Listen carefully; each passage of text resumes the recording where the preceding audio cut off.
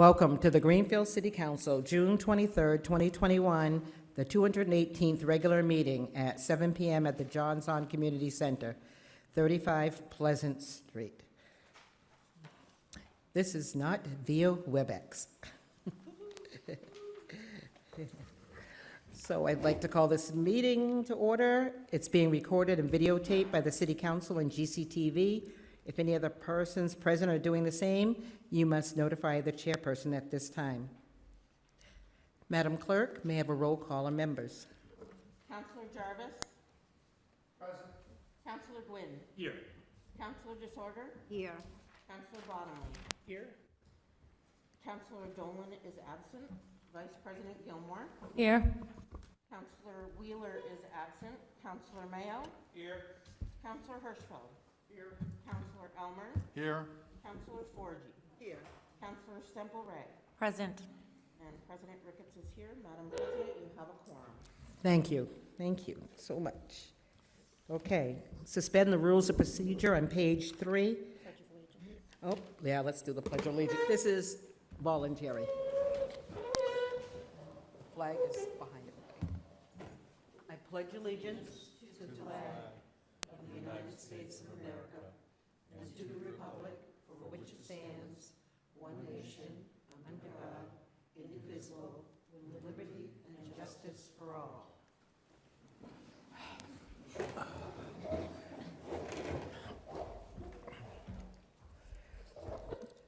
Okay, to suspend the rules of procedure on page 3, would someone like to read that?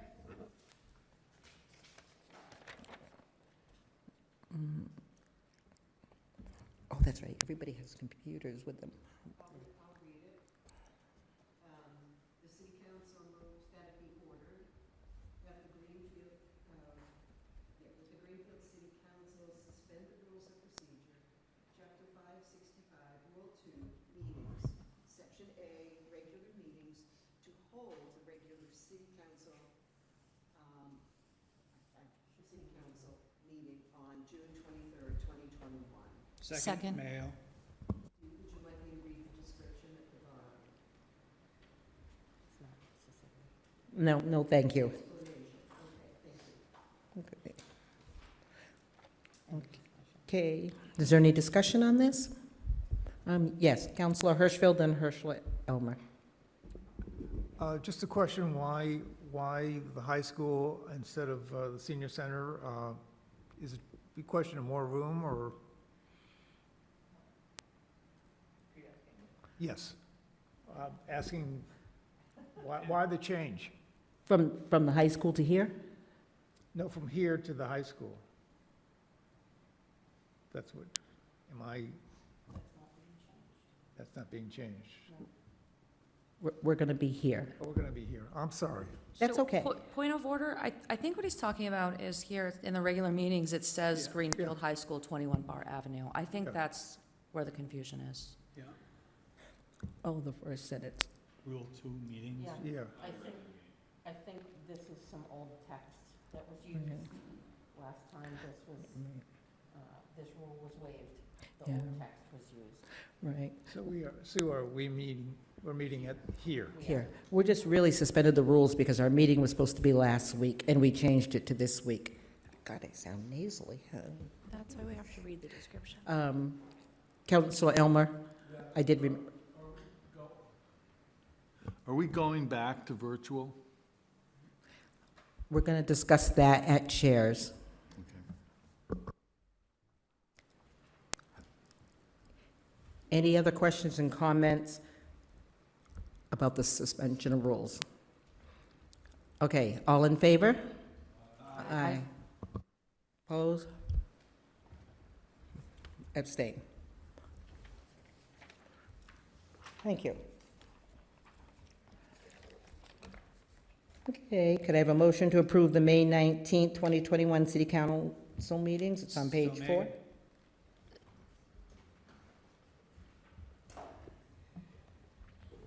Good evening, President Ricketts and all the counselors. Thank you for having me tonight. I want to start by actually thanking the mayor and Councilor Forgy and others on the Ways and Means for a really organized and clear budget process this year. We appreciated it on the school side, and keeping to the timeline and working with us is super helpful. I made some notes. Here they are. You don't want me to talk to you without notes. So just a few updates. There's a lot of things happening in the school, so if I don't cover what you're expecting me to cover, just ask your questions. A lot of things right now are kind of, just unbalanced in terms of, staff leaving and planning for change and hiring a new superintendent and all that comes with that. We did update our calendar for academic year 21-22. Just last night, we approved a change to that recognizes the Juneteenth holiday. We were not able to accommodate the Juneteenth holiday for everyone this year, only for our full-time staff in the schools. And I want to explain why, in case anyone is confused about that. So it was passed into law fairly recently. And because of where our school year ended, we actually were ending with a half day on June 18. If we had chosen to recognize the Juneteenth holiday for our teachers and staff in the schools, we would have actually had to have everyone come back on Monday, the 21st, for another half day. And including the teachers union, no one thought that was a great idea. So we have changed the academic calendar for next year. We recognize that this is a really important date for the state and the federal government to be recognizing, but it does definitely fall in an awkward time for the schools. That's generally around our last day of school, so we will be each year revisiting how to do that. And there are, in terms of negotiating with the unions and not making sure that teachers and other staff who are covered under those contracts are not shirked a holiday, we have ways to accommodate that we'll do during negotiations. And that leads me into my next item, which is that we have reached an agreement with Unit A, that's our teachers, they're a union, to actually approve and ratify. I believe that process is done. The union ratified the agreement end of last week, and we voted to approve the agreement with them last night for a 2-year contract that covers from July of 2019 to June 30 of 2021. That's not a typo. So we will go right back to negotiating with the teachers union, but we're happy to have that piece behind us and be able to move forward at this time. My third item, many of you have likely already heard, and I'm thrilled to let you know, if you haven't, that Principal Karen Patnode from the Greenfield High School has been offered and has accepted the assistant superintendent for teaching and learning position within the central office of the schools. And I consider that to be a huge win for both Greenfield and for Karen Patnode, who is an extremely dedicated and talented and competent educator who did not want to leave her position in Greenfield High School unless she knew that we were putting it in solid, good hands to move forward. And that just speaks volumes of who she is as an educator. And we're really excited to have the search for a new superintendent going well as someone moving into an assistant superintendent position. We've needed a support structure like that in the schools for a very long time.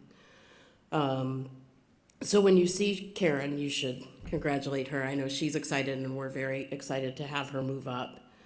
Last night at our meeting, we did approve a budget that meets the mayor's budget for the schools. This would be revision number 2 for fiscal year 22 for the schools. There was a question that came up I think it was probably during the Ways and Means discussion around the budget process about, well, how often do you look at your budget and make changes to it? And so we are not even into the fiscal year yet, and this is already our second revision, and we do regularly make changes to it. In case anyone is into the numbers piece, which as many folks know who listen to school committee meetings, I am not into the numbers, but I will give you the number, which is $19,731,080 was approved and authorized by the school committee last night. And then my final update item is about the superintendent search, which is making great progress. We had 5 finalists from the initial interview round, and paper screening be forwarded to the full school committee. And we've scheduled, the first thing that happens is actually this week and at the beginning of next week, virtual site visits where a couple or 3 of the school committee members will actually meet virtually with folks from the organization or the district that the candidate is currently in. We had one of those happen today, so from 10 to 2, we had a couple of school committee members today meeting with students, faculty, other folks that are relevant to that person's job at their current situation. And that's called a site visit. It's very traditional. It's usually in person. We're doing them virtually for this search. And then beginning on July 6th, we will have the candidates come in person to the district and to have interviews with folks in the district. And then in the evening, we will have a meet and greet as well as a community open interview for anyone who wants to attend. Those will start at 6 o'clock on the days that they're scheduled. I believe they will be here. I don't know if that schedule is finalized yet, but our intent is to have them here, have them also be live streamed. I did learn today, very late in the day, that Jennifer Colkeen, one of the candidates, had withdrawn from the search. So we're down to 4 finalists. But I do know, to give you some perspective, they interviewed 8 total candidates, submitted to us as a full school committee, 5 finalists for the superintendent position, all of which the search committee was very excited about. And what I'm told also from the firm that is running the search for us, that the candidates are equally as excited about Greenfield. They felt like there's an energy that people are very proud of, the community, and there was a lot to really want to bring people to Greenfield to serve as our superintendent. So I feel like that is really indicative of where many of us agree we are at as a community and as a city. And so I want to, really encourage that piece. And I hope folks will be able to come and attend those in-person meetings. If you have questions about the details, that's all available on the school's website. You can get the dates and the locations of everything and the names of the candidates, as well as see their resumes. And that's all I have, but I'm happy to take questions. Okay, does anyone have any questions? Councilor Forgy, were you, no?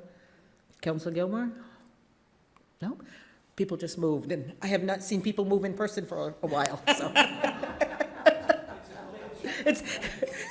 It's not my computer just Are you still connected? circling. Okay, so there's no questions or comments? Okay. Oh, Councilor DeSorga. I just wanted to say thank you. I watched your meeting last night. Thank you to the search committee. And I'll to- pass that along. Yeah, and Thank to you. all of you who are going to all of those extra meetings to find us a new superintendent. And that was fabulous, the report for getting everybody back to school. So I'm- thank you to one and all, to everybody.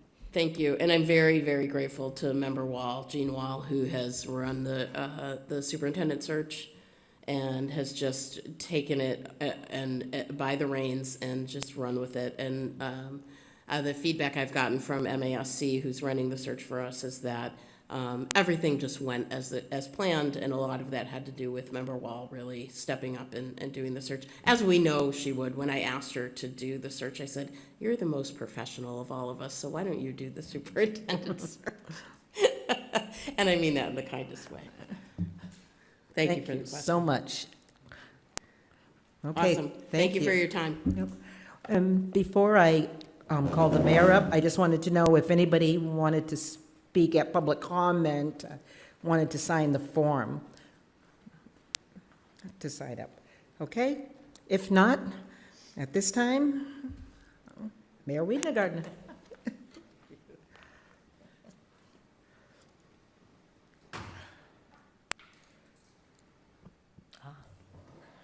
I did that correct.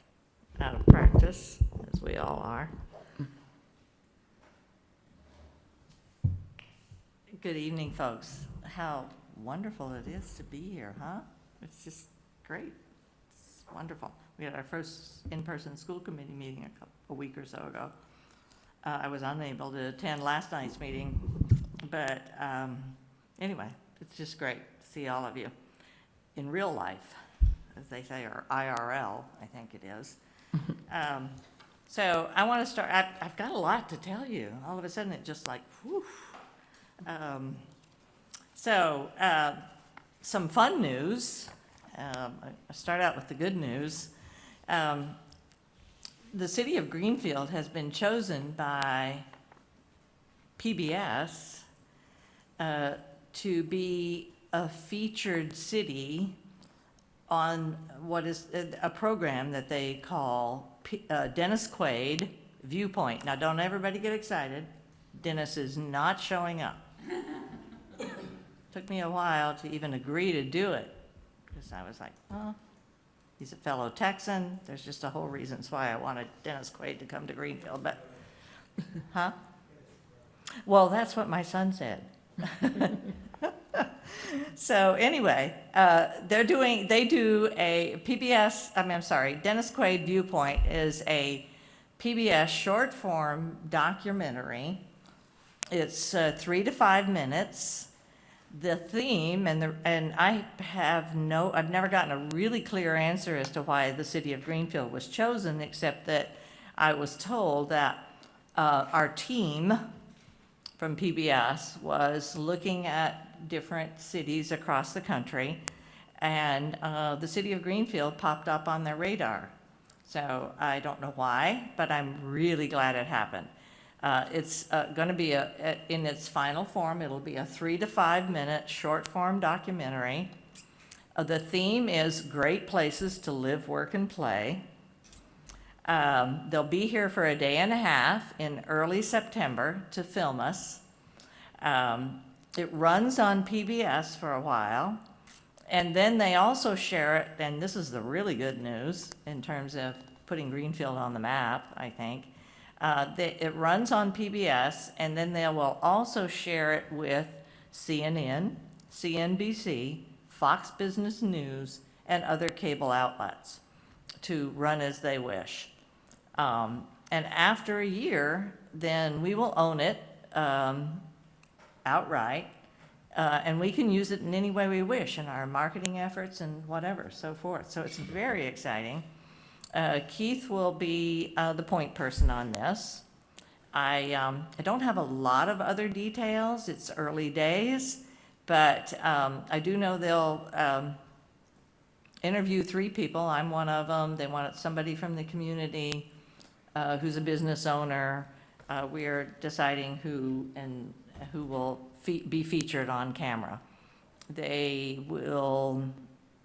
coming in September. We're hoping they'll come during fair time, Franklin County Fair time, because I think it's a pretty exciting time to be here.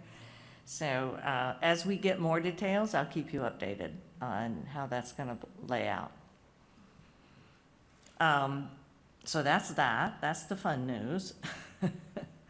I wanted to address the impact of the vote on the police station capital budget, because as following the May meeting, gave it a lot of thought and thought, okay, that happened.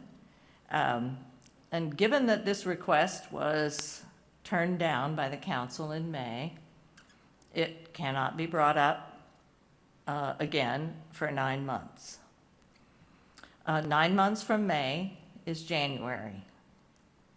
The effect of that is that under the capital budget preparation schedule, capital requests will be presented by department heads to their capital improvements, to the Capital Improvements Committee in November and December. And they vote their recommendations to me, meaning the mayor, in December. I review their recommendations and then must submit them to you, the council, in March. So the 1.3 million will be submitted in December by the police department as part of FY23, along with the additional money that was spread out by the Capital Improvements Committee for FY23. So if you'll recall, I believe there was an explanation at some point given to you that the original request was 5 million.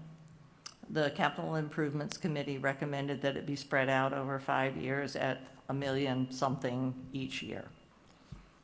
And this year, meaning FY22, was 1.3 million, which you turned down.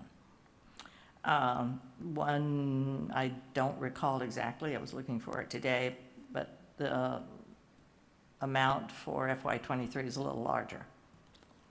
So the 1.3 million will be submitted in December by the police department as part of FY23, along with the additional money that was spread out by the Capital Improvements Committee for FY23. So roughly doubling the expenditure for FY23. It is possible that the chief could come to you in January, at your January meeting with a second request to fund that 1.3 million, but that will be for him to decide. And I'm only giving you this information tonight to hopefully have you understand what the effect of that was, because the ongoing issues are still there. They are still ongoing, and as of right now, they are not funded. The next thing I want to mention is a request by DCAM. Councilor Ricketts, President Ricketts has received this. It's a notice and response page to the notice of surplus state-owned real property located in the city of Greenfield, and that property is the Armory.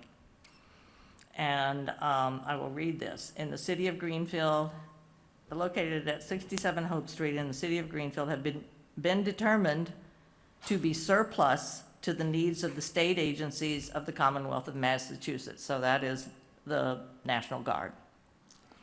Pursuant to MGL, Chapter 7C, Section 34, the Commissioner of the Division of Capital Asset Management and Maintenance, that's DCAM, better known as, hereby gives notice that subject to the approval of the Commissioner of DCAM, the property is available to any other public agency for a direct public use. And that same chapter in MGL requires the following notification. If so requested by any public official or body entitled under this section to receive such notice, a public hearing will be conducted in the city or town where the property is located to assist the commissioner in determining whether any other public agency has a current or foreseeable direct public use for the property. The Commonwealth intends to convey the property through an open and competitive process. The city of Greenfield. One parcel of that land totaling 0.64 acres, together with 30.692 plus gross square feet of building space, associated infrastructure located thereon, located at 67 Hope Street, authorized to be conveyed, blah, blah, blah, under the chapter, and site map are also included for reference and purposes. By June 28th, I have to respond as to how I would like to see it disposed of. President Ricketts gets to also respond.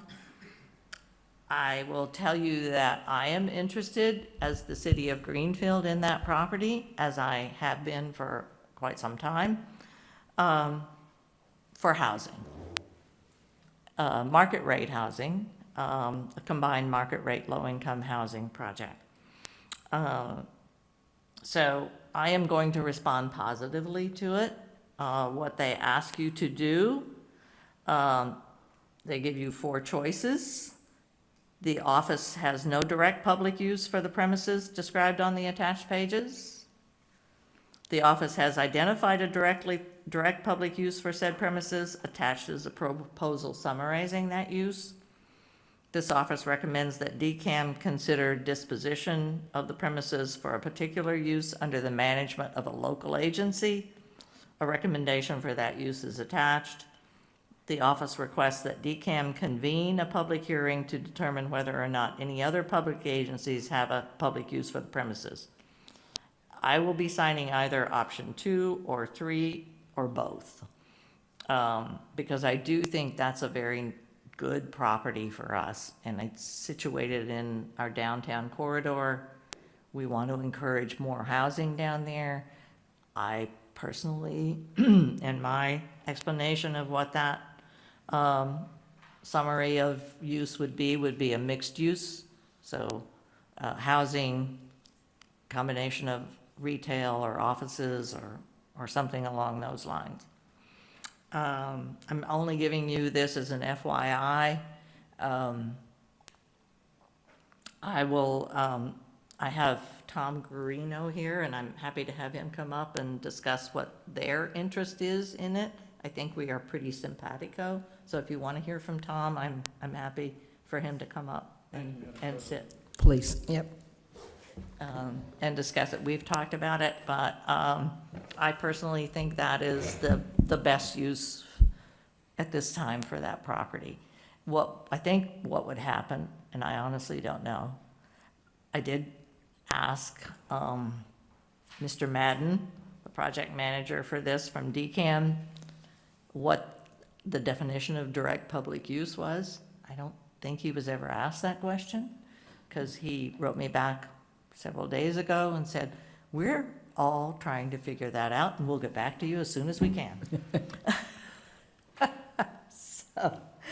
But either way, that's the use I've identified for it. That is the use I will respond to, and I have to respond by the 28th. Thank you, Mayor. Good evening, City Council. It's nice to be back home. Could you state your name, I'm please? sorry, ma'am. Yeah, Again. Tom Guarino. I am the director of the Greenfield Housing Authority.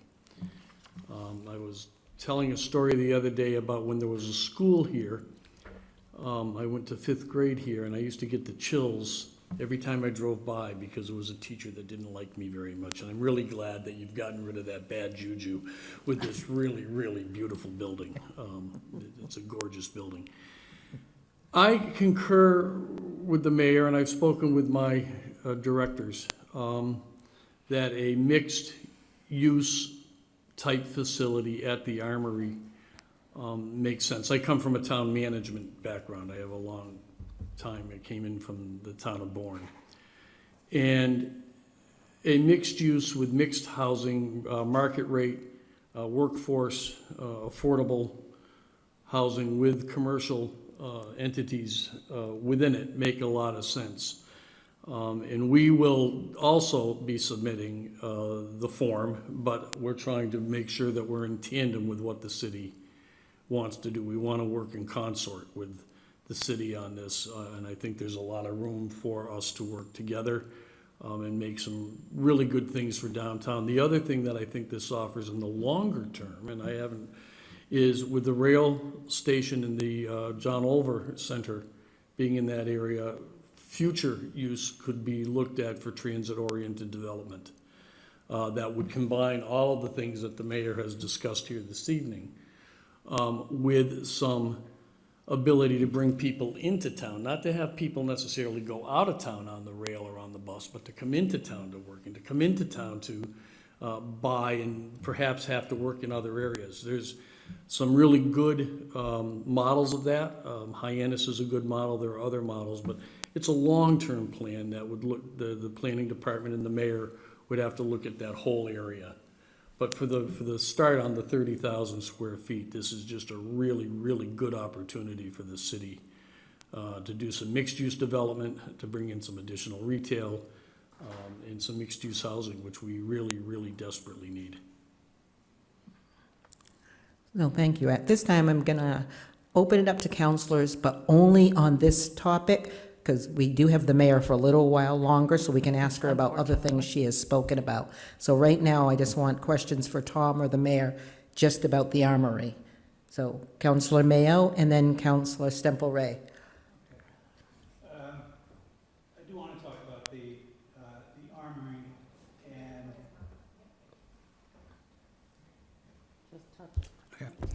and. So a lot of people have, we do know that there are a lot of low-income people without housing altogether that need some sort of low-cost housing.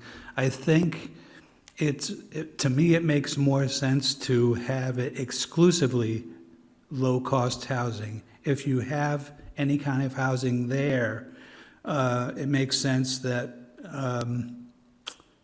with all the people that have come up to me and said there's just no low-cost housing in Greenfield, or very little of it, and I think that's a perfect place for it. You're right, it does fit well with Greenfield's area in terms of shopping, but to have shops in there, take a look at Main Street, there's plenty of open shops there that they could choose from. I think that what we need is low-cost housing we're getting complaints from some of the parks that are surrounding the areas, and that there are tents showing up and with drug use, and I'd like to see low-cost housing. Okay, thank you. I was going to bring you back. Okay. Just stay on that. Thank you. Counselor Stemple Ray. Thank you. So that is within, I don't know why it's barking. I think it's just really loud. That's within the OZ, the Opportunity Yes, Zone. it is. So I believe it is, yeah. I'm curious how, and I attended the seminar at the FERCog pre-COVID about how that unit itself, to make it housing, is going to be an extreme amount of funds to do that. And so I'm curious I'm excited for the project because it's a beautiful building. I'm just curious who foots the bill to make it housing when it's a public project? I think I can answer that question. Just a follow-up to, do we lose out on the OZ? Because obviously that's for investors, so I'm just curious. How that No, I don't think we do. I honestly don't know, admitting some ignorance here, and admitting that it's sometimes difficult to get real answers out of DCAM. What the process is, they're looking for information right now, is the way I see it. And maybe Tom has some more experience with DCAM than I do. They're looking for information now. They want to know that the city of Greenfield is interested in this property, so they're not going to put it on the open market for anyone and everyone at this point in time. Maybe. That's the way I read it. I think what would happen is that if they agreed with us and they liked the idea, I know at one point when the Armory had it, and I don't think they do because they've turned it over to DCAM now as surplus property, but their thing was it should be veterans housing, first and foremost, and then after that, whatever. But I don't think that's a restriction on it right now. So I think it's up to us in our proposal back to them to create the vision that we want. I agree with you, and I don't disagree with you, Councilor Mayo. I think you're right. We have some gaps in our housing, and one is low income, and the other one is market rate, and I'm not talking highly expensive, I'm just talking, middle market.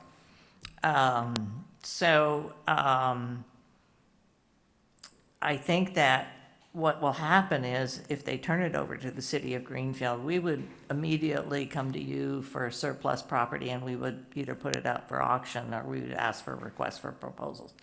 You are correct. I was at the same seminar. It does have to pencil out. which is a fancy word for saying it has to make sense for any investor to invest in it, for any type of housing.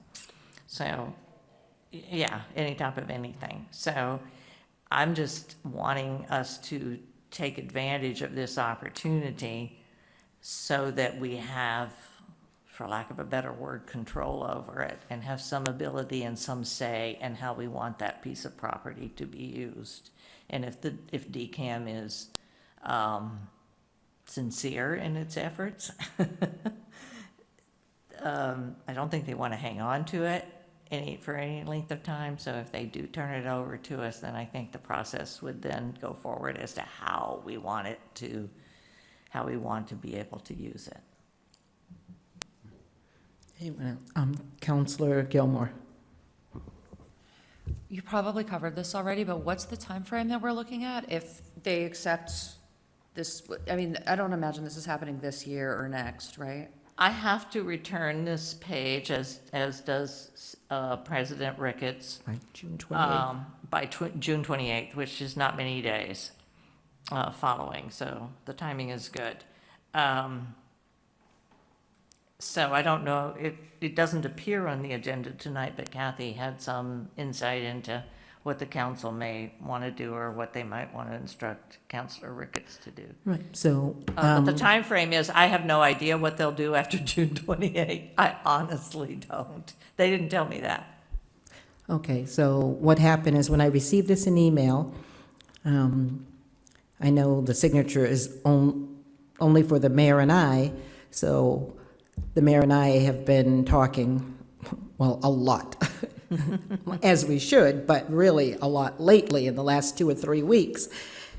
And so I asked that, she bring this forward tonight, and then when we ask for questions and comments, and I kind of hear from you, I can decide if I want to sign this or not, because it would be good if she's going to sign it, meaning the mayor, then the council does too, that it looks like a concerted effort that we really do want this.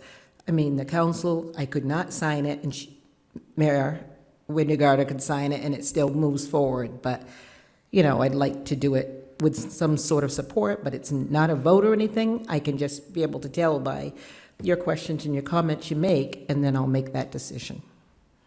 Okay, and so Councilor Elmer. I'm delighted to hear that something can be done in that building. Are you committed to preserving the bones of the castle? I certainly am. Okay, does anyone else have any questions or comments? Councilor Gwynn.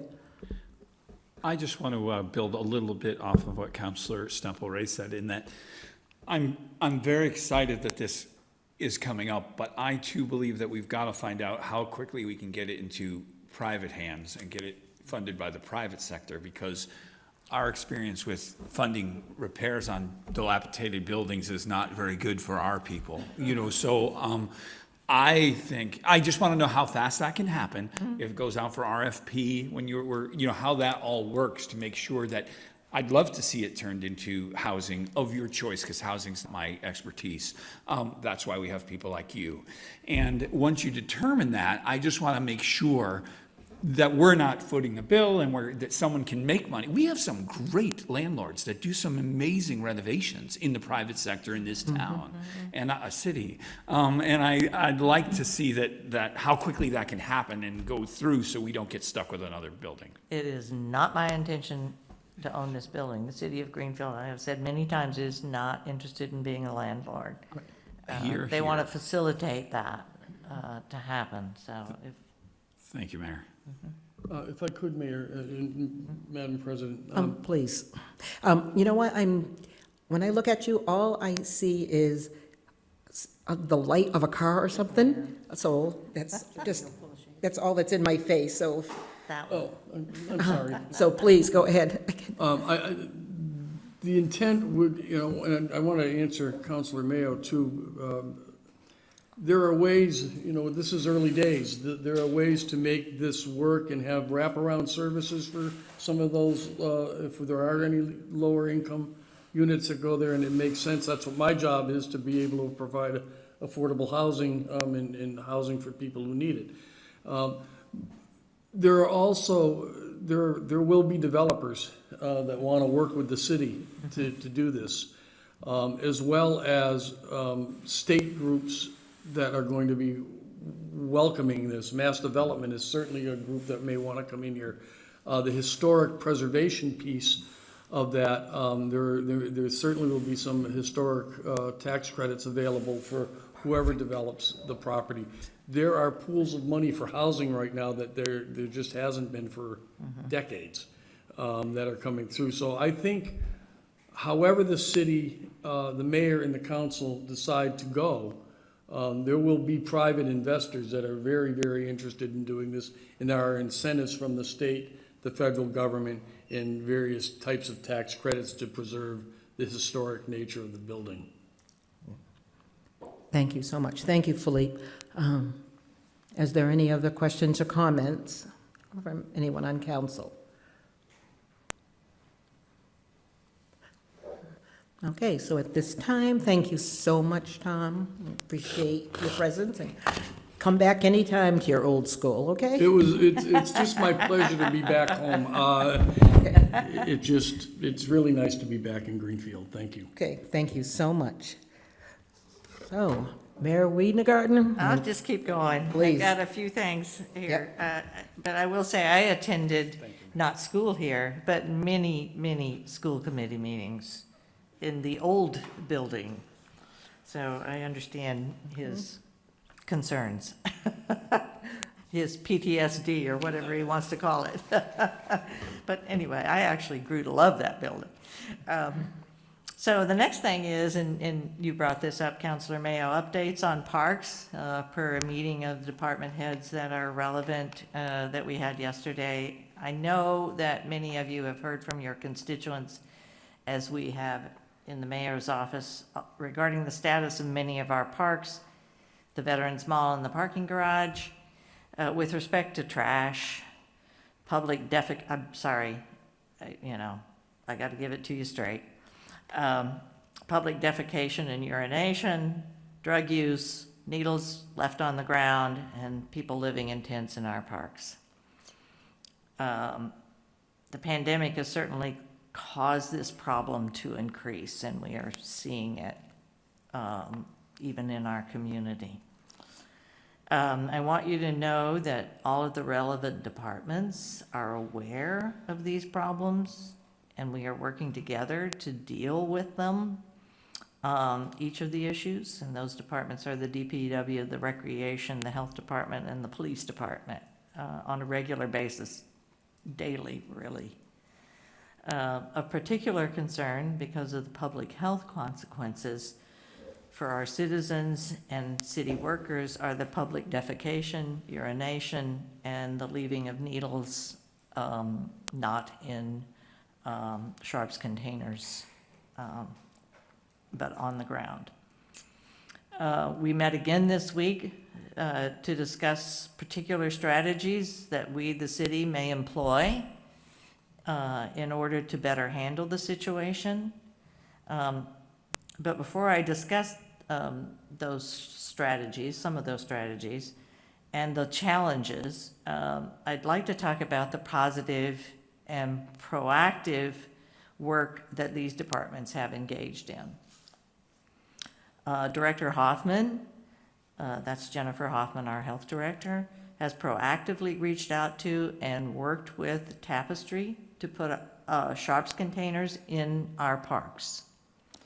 Tapestry is responsible and is supposed to remain responsible for picking them up on a weekly basis, and is generally doing that, but perhaps not as regularly as we thought they might. But we have put out sharps containers within most of our parks. All of the departments do work together to tackle as many of the complaints as possible, as soon as possible, depending on whose responsibility it is to respond. I mean, sometimes it's somebody observing an illegal activity going on in the park, or what they perceive to be an illegal activity. They may call, whoever they call, 911, the dispatcher dispatches somebody. That illegal activity could easily have happened and been dispersed at the time. So it's very difficult to keep up with it. And I just want you to know what our departments are dealing with. Trash building up, DPW does respond. Director Hoffman is working, this is a really positive piece, which I'm excited to report to you. Director Hoffman is working with local health providers, that would be CHC, Community Health folks on Main Street, Tapestry, Recover Project, to set up pop-up medical clinics to launch in mid-July in order to do, so we're talking they would go to the source, so they will go to our parks, they will go to where people are out for the day, to do public education around public health issues, such as public defecation and urination, which can be the cause of very serious infectious diseases. And I really never gave it much thought until Jennifer started rattling them off to us. For anyone, and that's for anyone who may come in contact with it. Screening, they will be doing screening for HIV and syphilis. They will do blood draws. They will do hepatitis A and B vaccinations, urine testing for STDs and for COVID. I'm sorry, urine testing for STDs, COVID, and they will also be doing COVID and flu vaccines to the most vulnerable in our community. And it has been a really long time since the city of Greenfield has had a health department that is that proactive and that is that committed to public health and is that committed to reaching out. So we all owe Director Hoffman a big shout out.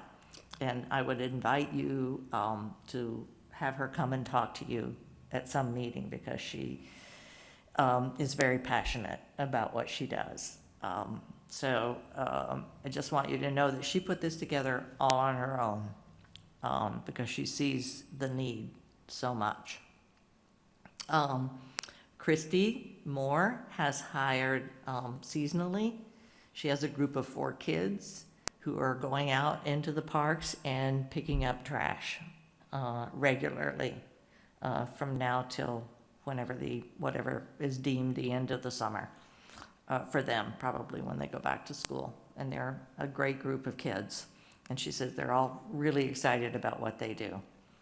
The police department does do regular checks on their day and night shifts on all the parks. If they see something that is not supposed to be happening, they will discuss the situation with the person or persons, but they can only do this if they see something in action. So if they see somebody who's pitching a tent someplace where they shouldn't, they discourage them from doing that. I think that some of the challenges that we face are simply that we do not have enough staffing in our departments for the degree to which this has increased. I mean, it's happened, and because of certain budget cuts and so forth, staffing has been reduced. So for instance, and Marlo is certainly here, and if you wanted to ask him a question, I think I have these numbers right. He used to have 12 staff people available to do trash and cleanup every day. Now he has 8 staff people and they do it 4 days a week. The DPW does go to the parking garage on Friday, and the parking garage is of particular concern to us because it is a very public space. It's used by a lot of different people, but it's also being used by people who are staying there overnight. The parking garage is a particularly bad problem right now, as I just said. People are squatting there and also publicly urinating and defecating. Dispatch fields numerous complaints, which are addressed as soon as possible, given staffing per shifts.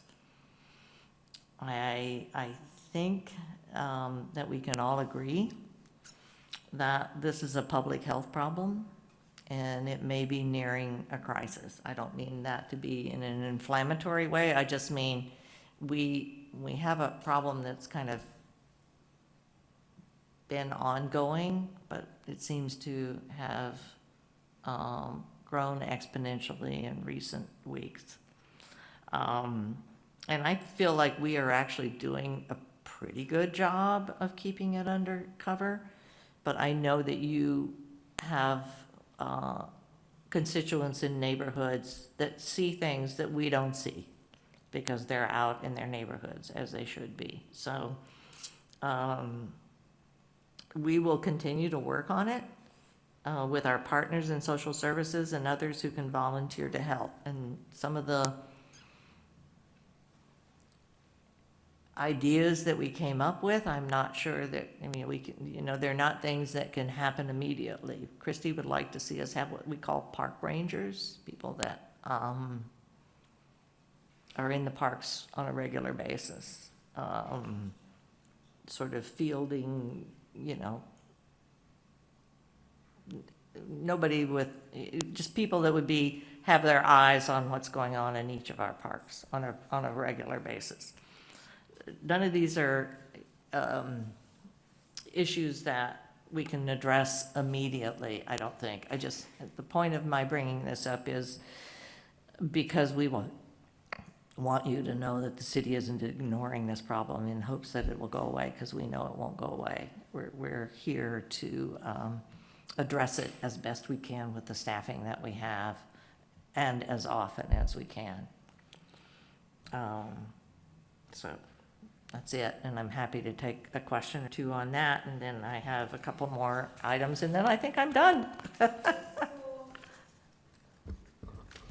Why don't we just go around the horn? This is going to be easier. So we'll start with Councilor Gwynn, and just one person to the next. If you want to speak, go ahead. If you don't, let the next person. Go ahead.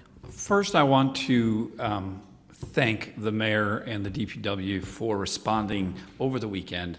I had a friend, constituent, whatever we want to call them today, that reached out to me with pictures that were of the parking garage. I forwarded those immediately to several of you. Councilor Gilmore and I were both made aware of that over the weekend, and I sent those on and immediately was told at that point we were sending someone over to see what could be done and get on it.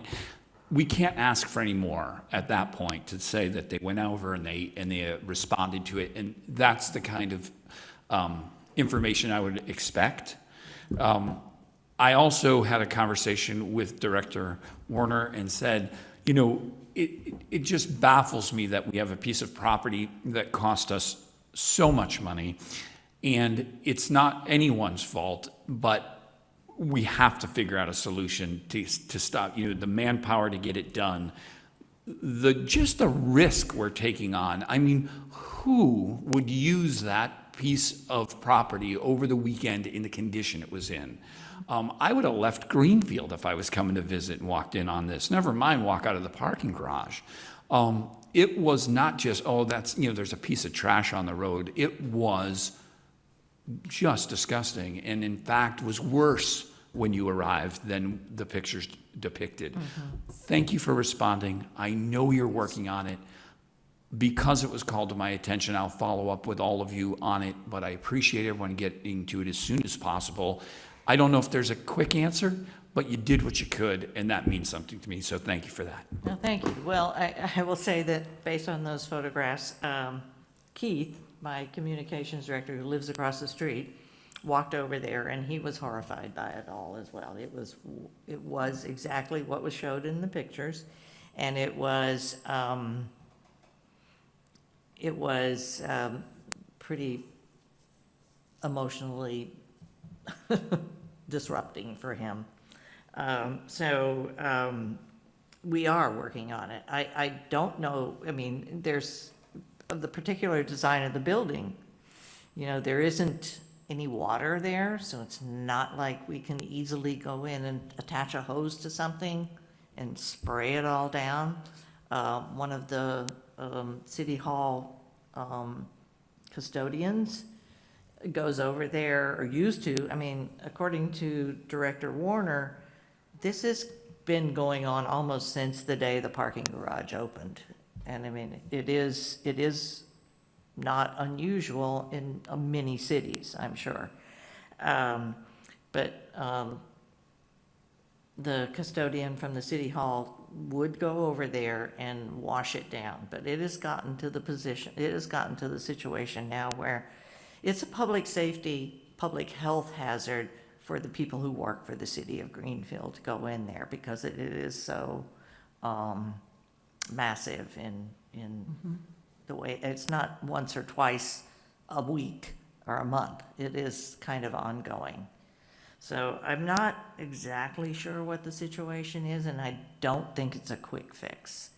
We are considering some of the ways in which we can make it happen, but I'm not sure what the exact answer is. So we're open to ideas on that. Mayor, you did state in this presentation that Microphone on? there's a big staffing issue. Mm-hmm. And Excuse me, is your microphone on, or can I just not hear you? Oh, it's okay, I'm sorry. Just for the people I at don't home think also. it is. I can hear her because she's right across from me. You don't get on TV if you don't. I don't get on TV if I don't push the button. So you stated in your presentation that this is in part, a staffing issue to go ahead and solve some of these issues. So my question is always about the money. And I'm wondering if, a couple of things. First of all, if money were made available, by however means possible, would you automatically go ahead and increase staff in the departments to deal with this situation that you are saying is immediate and severe? Well, automatic is a relative term, as you know. I know. I don't know how automatic I could do it, but I would certainly discuss it with the department heads that would be involved. And I think in this case, it would both be the police department, because not all shifts are staffed, they have staffing issues in the police department. And certainly DPW. Okay. And to a certain extent dispatch, because they have to watch the cameras, and it's very, very difficult for them in the situation that they're in to be watching those cameras at all times. There's just not enough room for them to see every camera that we have available to us. And that's, like it or not, that's a critical piece, because if you see someone doing something at a certain point in time, they can dispatch someone in a pretty quick fashion. If you can't see them, it's moot almost, because you can't just go show up and decide that somebody did something without the proof that they did it.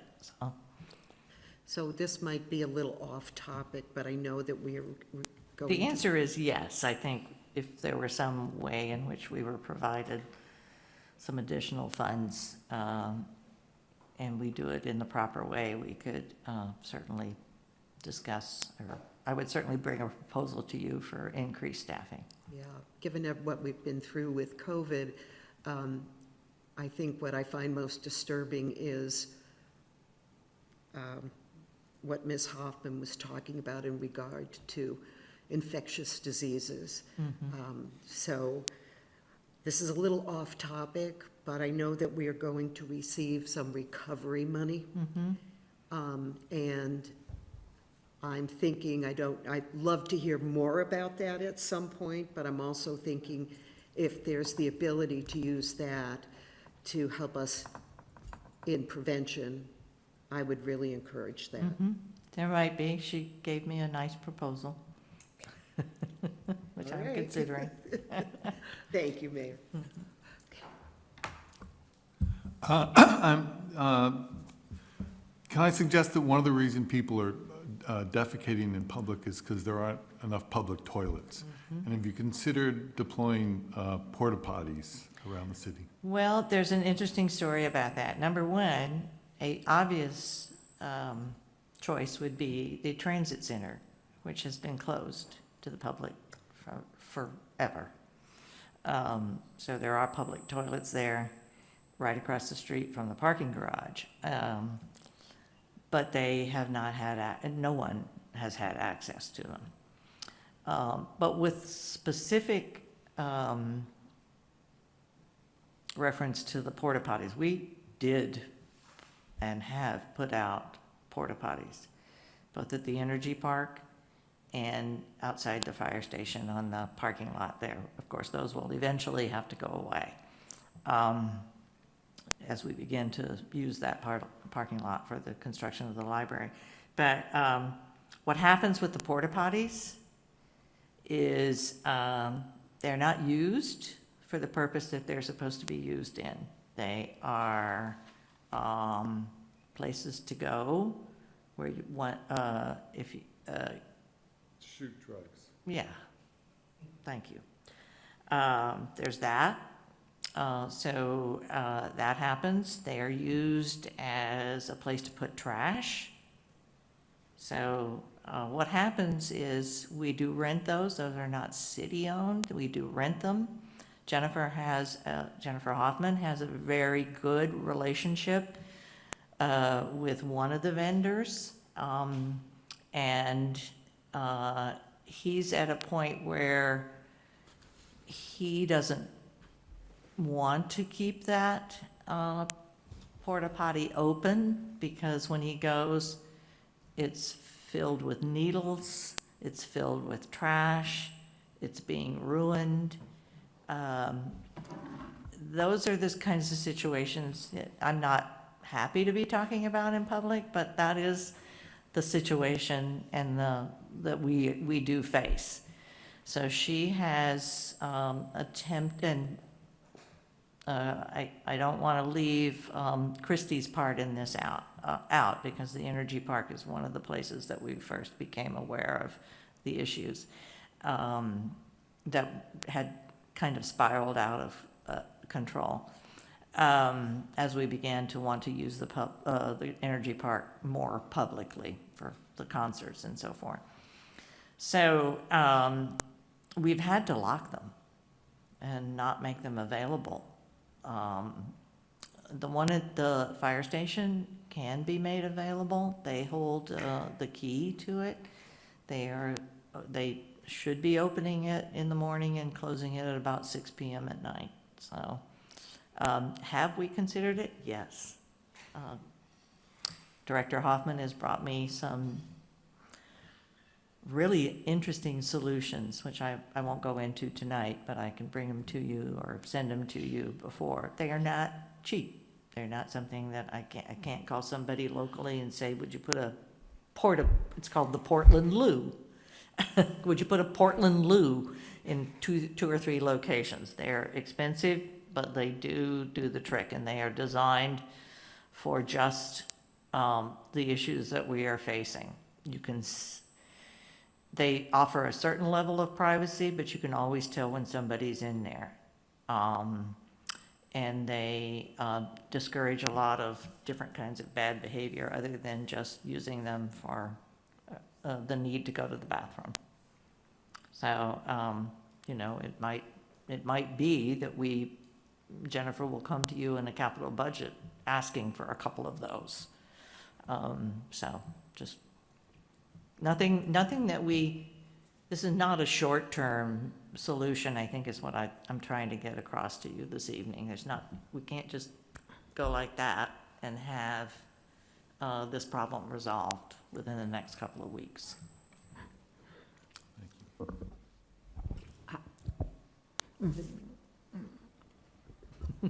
Okay, Counselor Mayo?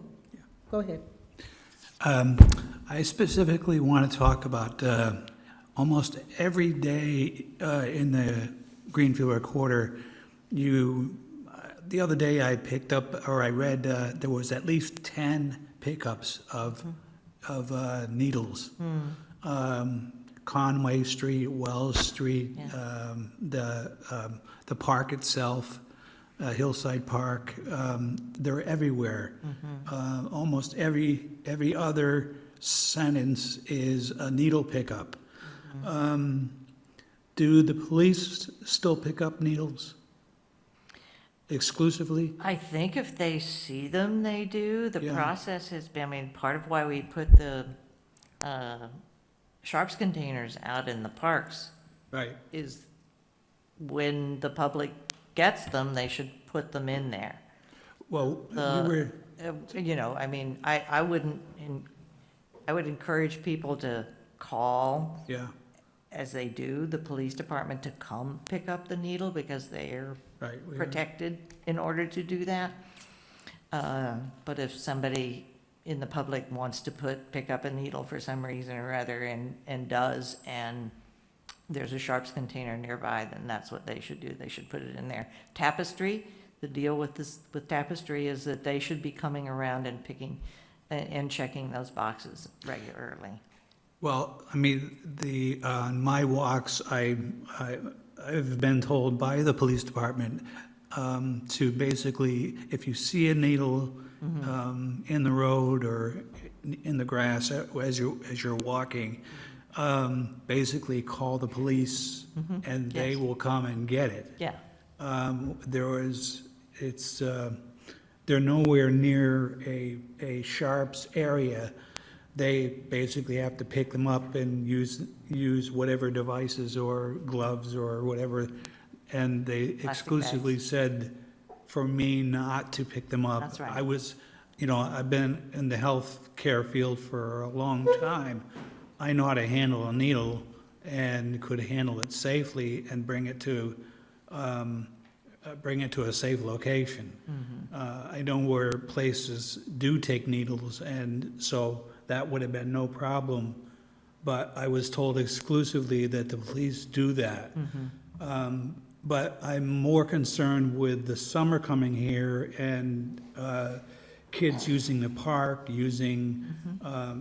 they even use Arch Street as a skate park, kind of, sort of. So there's a lot of use, and there's also trash buildup along between that building there and the railroad. There's a lot of trash buildup that comes down the hill, and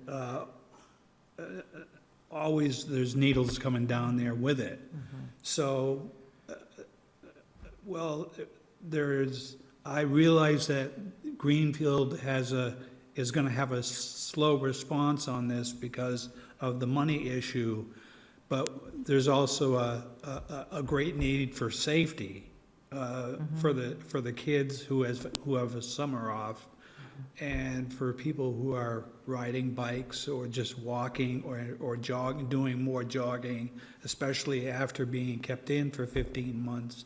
They want to get out and do regular exercising again, and I'm just concerned about the safety of those people. So, I'm not complaining about the police department. I know that they have their job to do. I just think it deserves more media attention than what I'm hearing. And I'm not even saying I'm blaming you. I'm just saying it's a safety issue in my opinion. It needs to be dealt with in a more expedient manner than what I anticipate hearing. So, okay. thank you. Okay, so Councilor DeSorga. Mayor, we have to thank you for that concerted effort.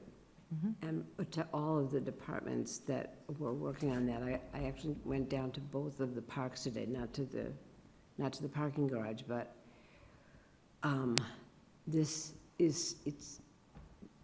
it's gonna continue. And I'm grateful that everybody is, from all, the Board of Health. I went up and stopped and thanked Christy and Jennifer Hoffman today too, and Director Warner, who's out there. They're anticipating that this will continue. I was just reading a little bit about the rapid recovery, the health, there's a big emphasis on that, so maybe thinking outside of the box extra money for Tapestry Health so that they can be, no? Tapestry is a private organization. I mean, they're Okay. not a private Well, so organization. They have whoever nothing to takes do care with the of the city. needle- the It'd be needle the boxes. It'd be the health department. Right. So, just that Yeah. I'm in favor of continuing to help those, all the extra services as much as we can. Thank you. Okay, Counselor Gwen. I just want to, Counselor Mayo just made a comment, and I just want to clarify that I think we have to be careful with response and reoccurrence. I think our response is very good, but we can't help the reoccurrence. And I think the things that you're starting to do and have been doing to look at prevention is going to be helpful. But I have not had one person tell me that you did not respond. What happens is you respond today, and tomorrow it's over here, and then we have to respond there. Whack-a-mole. That's a difference than saying we're not responding. So I don't want people to think they're calling in Yeah. and they're telling me, we saw something at the GTD park across, on Lampblack Road or any of those, we saw, and no one comes. I don't think that's happening. Yeah. The problem is, it's happening at a great pace and reoccurring. Yeah. So I'm pleased to know we're looking at ways to change that, but I have yet, and if I'm wrong, please people let me know, but I do believe we're responding. It's just hard to stop the reoccurrence. That's all I wanted to That's say. correct. Yeah, That's what I'm so, saying. It's not something that will be solved overnight. I mean, some of it has to do with the housing issue. People have homes that they want to go to, then they don't have to be out in the public, sleeping rough. right. Thank you. And I wanted to dovetail off of what Counselor Gwynn was saying. Just the fact that Counselor Mayo was saying it was in the paper means people have been calling it in. That's why it's in the paper. So I just saw that all as a positive, that people are calling it in, they're picking it up. The police officer said to him clearly, do not pick it up. Let us know and we'll do it. It was good. There's no Yeah. shades of gray there. They said what to do. People have gotten it. The more that it's in the paper, I think that is education, because other people know, wow, I guess I can call, because look they're picking it up. I mean, it hurts my heart when I see it, only because it looks like such a bad part of Greenfield. But it could be so much worse. So I'm glad to know all of this is being done, and I know that I've been forwarding lots of emails to you, and you've gotten right back to me. You let me know that all the department heads were getting together this week, like that was right away. And so it's been so good that when anybody from the public does come to me, or we do get an email, I feel really good to say, like, our department heads do know about this, and they have been meeting. And when Councilor Gwen forwarded that picture to me, I sent it right to the mayor, and I just said, could you speak on it, at our next council meeting? But it's an unfortunate situation, but as usual, Greenfield is stepping up, and we're just working on the problems. And it's important, and listen, we haven't even got to the part yet where they're going to start the evictions and take that part away because of COVID. And so when that starts to happen, there may be some other problems. So let's just keep the positive thoughts out there. People keep calling in and having people, having the police officers. I mean, that even bothers me. I know it's the job they signed up for, but it doesn't make me feel any better that that's where they're using their time instead of other things that could be happening. So thank you. Thank you for all the emails. Thanks for the quick response. Thanks to all your department heads who met. I got the list of the dates and times, and I wish I could have made them, but I was just so happy to read that and see that it was taken that seriously, and things were being done that quickly. So thank you so much. So I believe you have more on your list, I right? do, and I'm happy Yes. to move on. Okay. Just a quick note, because, she's not here. Chair Proetti did spark my attention with her report on the teacher's contract. I just want all of you to know that our union negotiations are going on. They're being conducted largely by Chief of Staff Danny Letourneau for the city and HR Director Diana Letourneau. And they make a great team, and they're working very hard. So we are going through all of our union contracts. We have 5 active now, about to start the police department soon. So I don't have anything major to report to you, as she did, but I realized I'd left it off the list, and you might be wondering what's going on. But they're going as well as you might expect. Everybody's still talking to each other. That's a good thing. Legal update. One of the counselors asked for a legal update. I wish I had really specific information for you. Some of it, I'll just tell you what I know. Many of our legal cases are still ongoing from the previous administration. We did have a pandemic. We still actually kind of have a pandemic. So the courts haven't been open. There's been a lot of slowness to getting these things resolved. The Brachia case has been settled. The city's financial exposure to that was minimal. I don't have an update on the Dan Kelly suit. The Buchanan case is still going on. A recent court date was postponed by the plaintiff himself, or asked to be postponed by the plaintiff himself. Many of our cases are being handled by our insurer, Maya. I never remember what MIIA stands for, but we do pay them a lot of money every year to handle these cases for them. And we get updates as they have new information, but they've been hampered by the same thing that all the rest of the court cases have been hampered by, or even mediation sessions and so forth. So it's been a little bit slow. So I don't have any updates on the Maya cases right now. If you'll remember, we did have a opioid lawsuit that was signed on to by Mayor Martin. That lawsuit is ongoing, although I did receive this week a recent communication that it may be reaching a settlement in the near future. Now, if you'll remember, that is a class action suit with a lot of different cities. So, in speaking to our city attorney, that has been handed off from Gordon Quinn to Doherty, Wallace, and Pillsbury and Murphy. The new city attorneys, Gordon Quinn, for your information, continues to be our labor and employment lawyer. So he's handling the city negotiation side and any labor and employment law issues that come up. But when I say reach a settlement, we really, I wouldn't expect a windfall. A lot of people, a lot of city and towns are part of that. We also have various real estate transactions that are in various stages of coming to a closing. And those aren't just the fire station. Those are various marijuana companies that have come in and want to purchase property. So different real estate transactions that are still going on.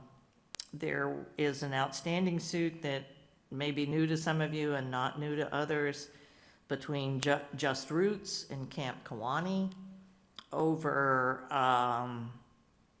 use of some of the Just Roots property for parking for Wormtown events. And again, that's moved slowly because, well, Wormtown wasn't having any events, but it looks as if they are ready to move to a memorandum of understanding between the two parties about use of some of the property that Just Roots has control over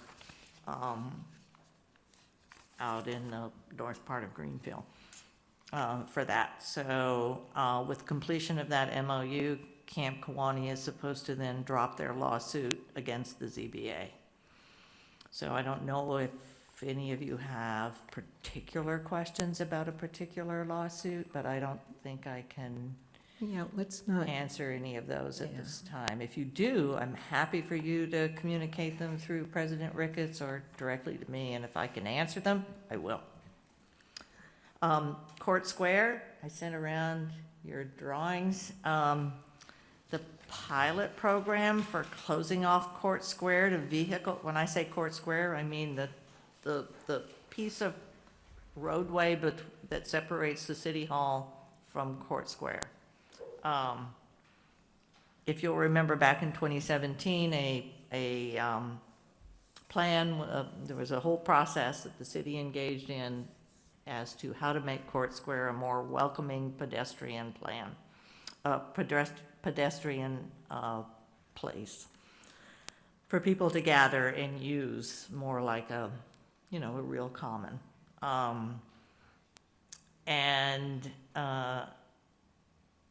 That's something that I actually think is a really good idea to do to help enhance downtown, for a lot of reasons, just a place for people to be able to hang out outside, enjoy the Court Square. I go in every morning, I see people using the common, just sitting on the benches, enjoying it, people sitting out front, in front of the city hall. We would like to make it so that it is more contiguous to the whole city hall. Using the rapid recovery money, that's not the ARP money, that's the rapid recovery downtown. It's coming from the city. They want us to use it to enhance our downtown revitalization. So we decided that would be MJ working with the mayor's office to do a pilot program to sort of begin to understand how we might put into action the 2017 Court Square renovation. And so to close it off to vehicle traffic. That will begin on Friday, and what will happen is at the entrance to Court Square, on the Main Street side, we will use, what is the word I'm looking for? Jersey barriers. Jersey barriers in the wooden planters. This has all been vetted by the police department and the fire department. It will not be closed off permanently to emergency vehicles by any stretch. Everything is movable. And then the opposite end at Newell Court. That's the only place. But in order to do that, we are going to have to route traffic into the city hall parking lot. That drawing, I'm sorry, it's as rough as it is, but we'll show you what will happen starting Friday at 7 a.m. They will begin to close off both of those ends, and they will begin to restripe the Bank Row and Newell Court, or Newell Place, I forget what it's called, for sure, for the entrance to the church, the funeral home, and the city hall parking lots. So, just if you see people out there working, that's what they're doing. If you get, particularly those of you who represent areas closer to downtown, if you feel questions, that's what's happening. It'll give us an opportunity to see the validity of doing that and to gather some information. And it's not coming at a huge cost to us, so, and we have grant money to cover it. So just letting you know that. Lastly, I'd like to address Director Gilman's recent communication to you about the assessor's office and some concerns expressed by some counselors. I'd simply like you to focus on her main message, which is to please reach out to the assessor, to Chief Assessor Mew, with any questions you have about an issue brought to you by a constituent, in order to understand why a certain assessment was done the way it was, rather than to assume that the information that you have from your constituents is 100% accurate. It may be, and she may be able to answer the questions to you about that. But I don't want you to immediately assume that it was done incorrectly. And discuss it at a public meeting without the benefit of having Chief Assessor Mew explain to you what happened with that particular thing. So it is always better to give your constituents accurate information. And if President Ricketts will indulge me for a few more minutes, Yes. I would like to ask Chief Assessor Mew to address you directly. I believe that you owe that to her, to listen to her directly.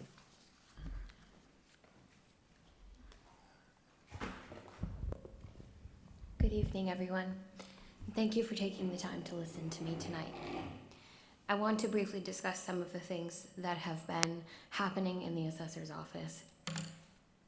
I first want to remind you, in order to become an assessor, you have to pass 8 classes.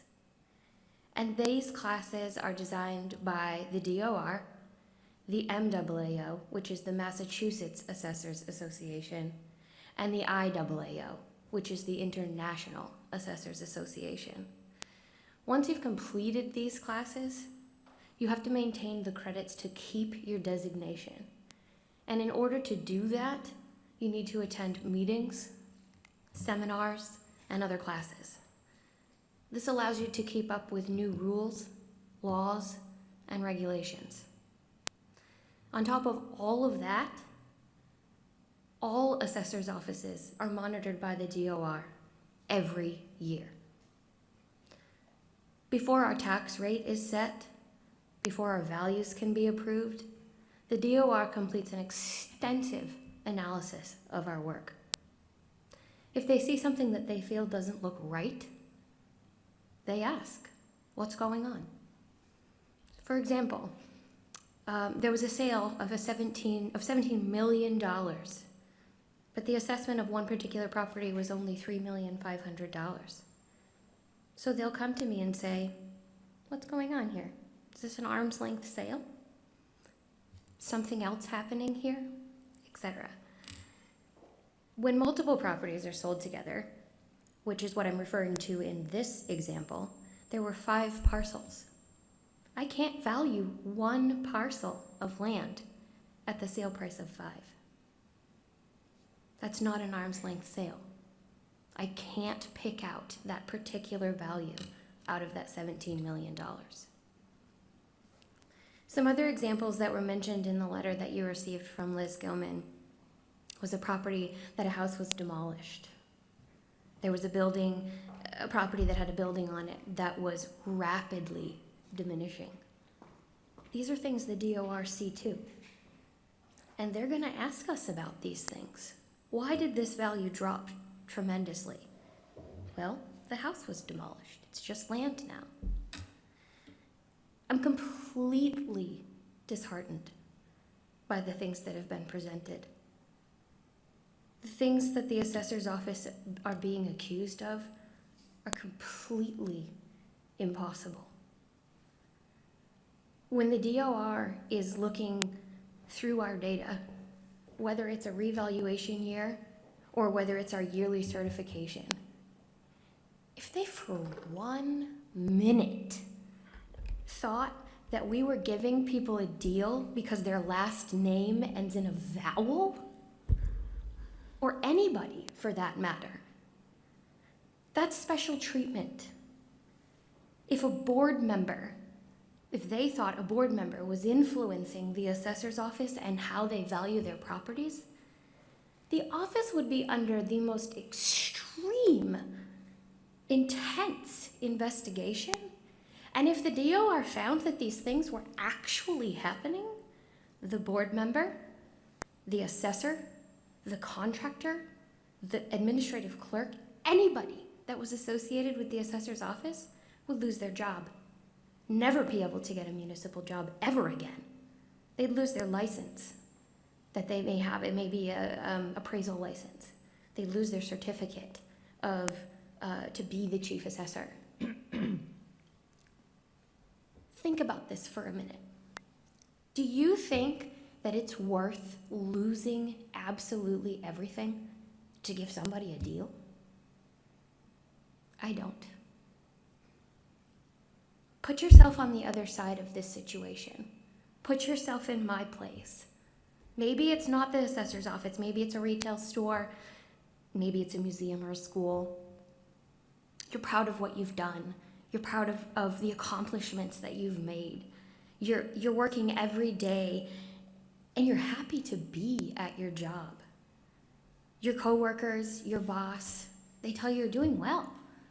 You get calls and emails and people coming in, letters in the mail saying that thank you for what you've done. You're very helpful. Your office has really done us well. And then someone says, oh, the assessor's office has no idea what they're doing. They're just making things up. They're giving people deals based on who they are. What if you work in a school system and someone says, well, that teacher treats my kid awful. Don't put your kid in that class. But you know that you've done everything that you can to treat everyone well. And you care very much about all of your students. What if you own your own business and someone says, oh, I went there and their food sucked and it was dirty. And so people stop going because that's what you said or that's what she said. You lose your business. That doesn't feel well, just by hearsay. How does that feel if you think about your job and being beat up like that? Put yourself in my shoes for a minute. Hear what has been said about the assessor's office, me, my coworkers. It doesn't feel well. And with all that being said, I want you to know that I'm still happy to work with you. I want to help you understand what the assessor's office does. I'm happy to show you that these accusations are absolutely impossible. If you have questions about a property, if someone has brought you a concern, please put in a public records request. Come talk to me.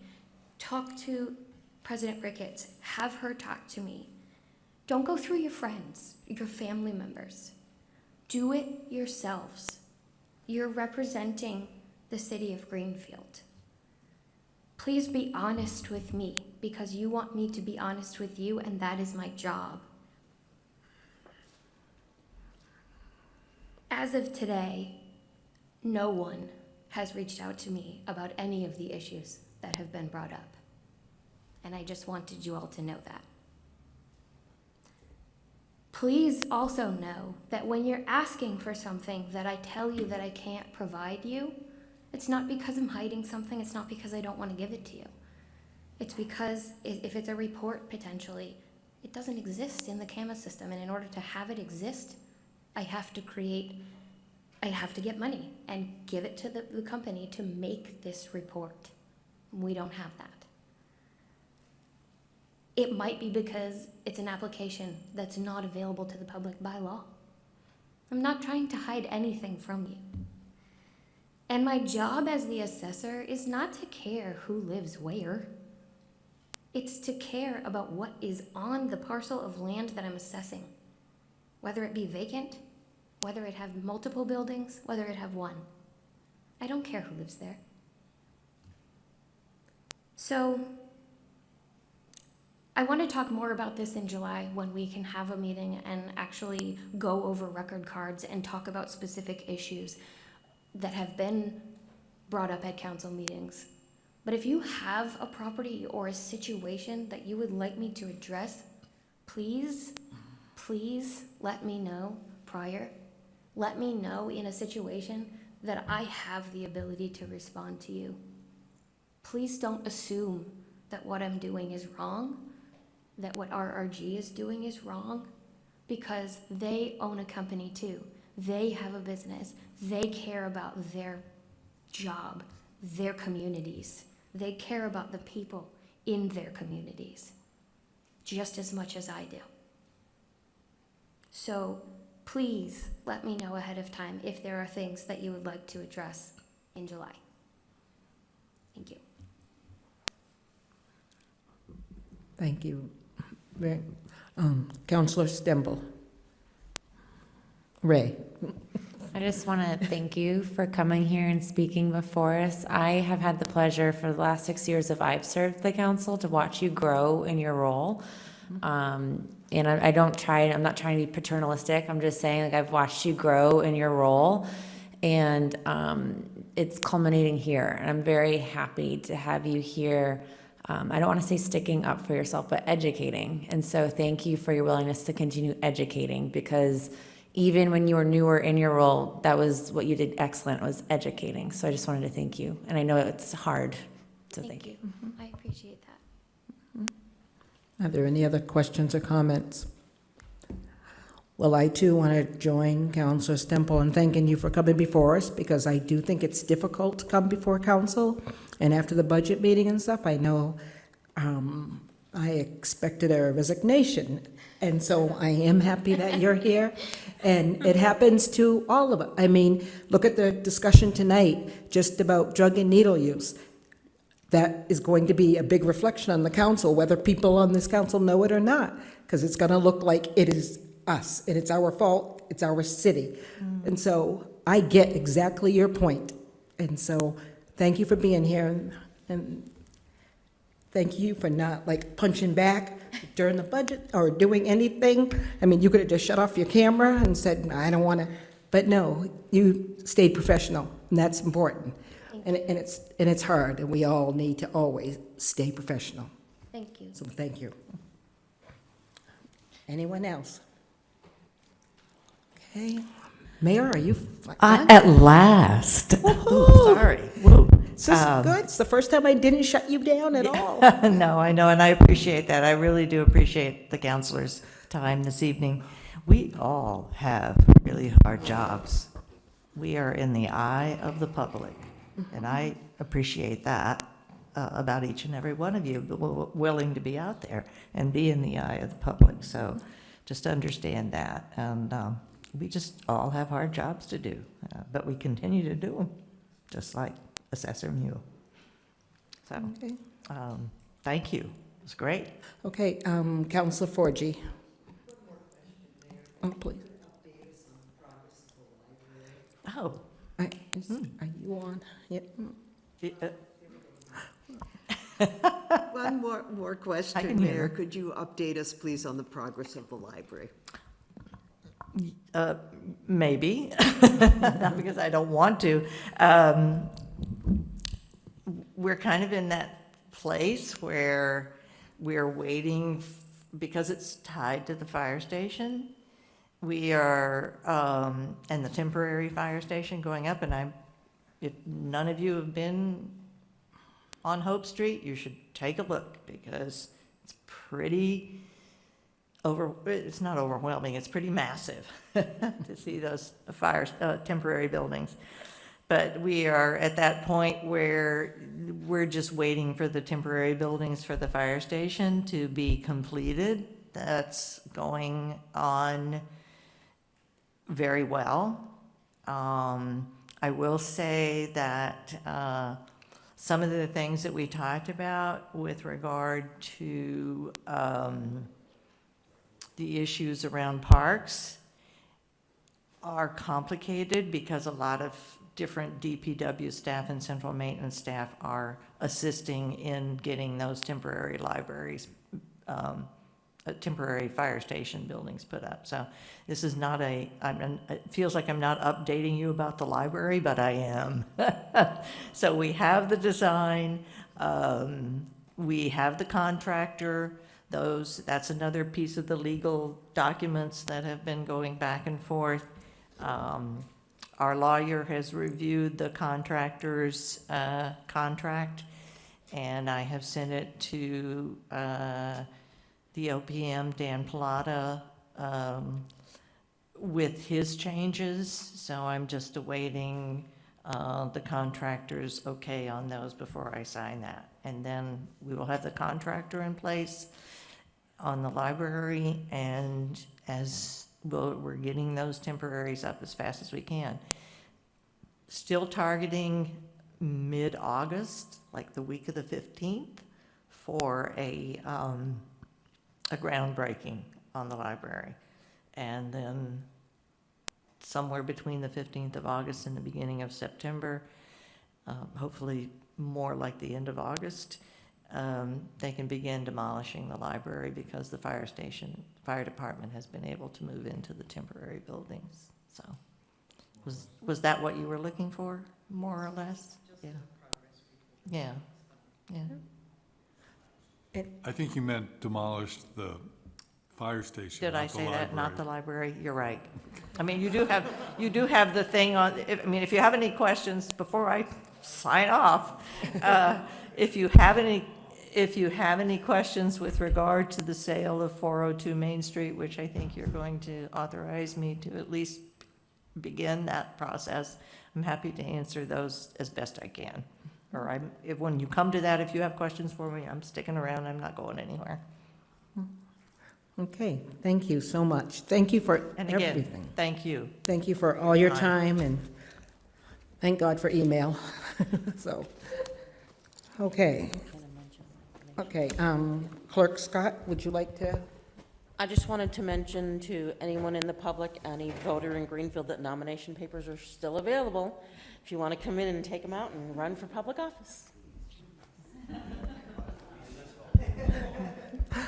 Okay.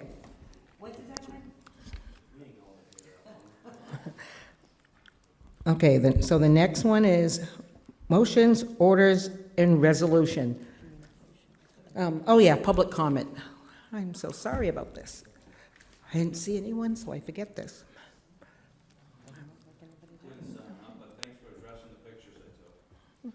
Okay. Thank you. All right, did you guys want to sign up and talk, or no? Are you sure? Okay. All right.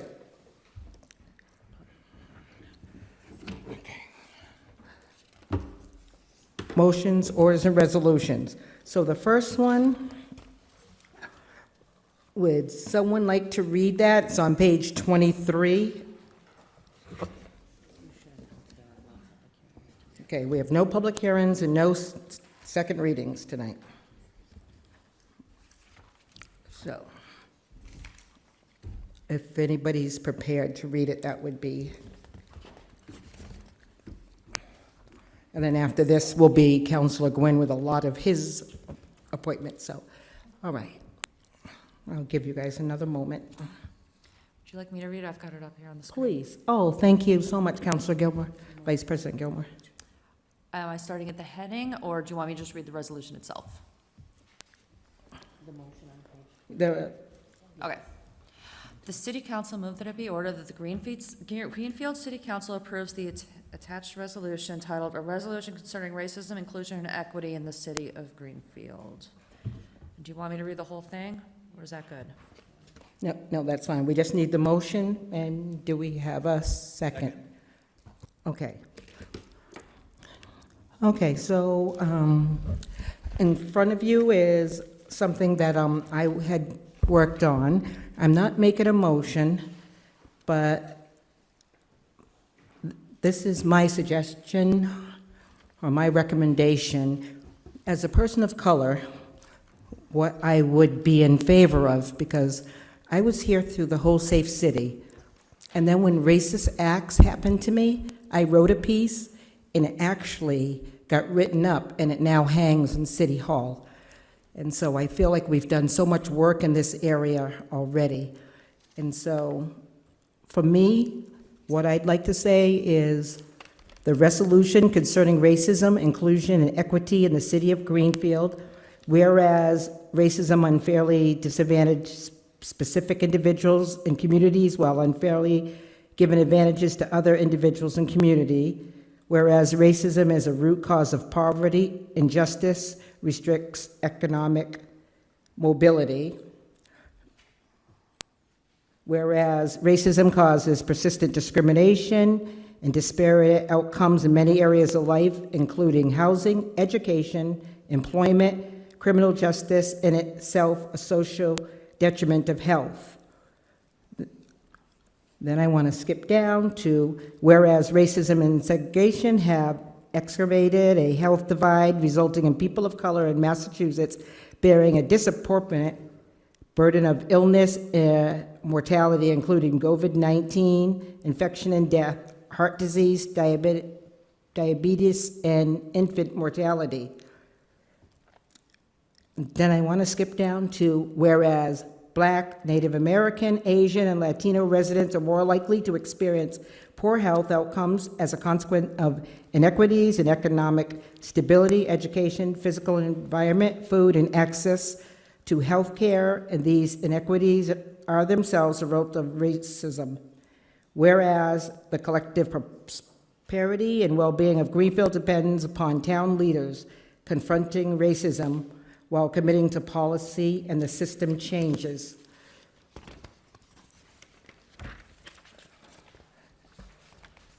And then, all right.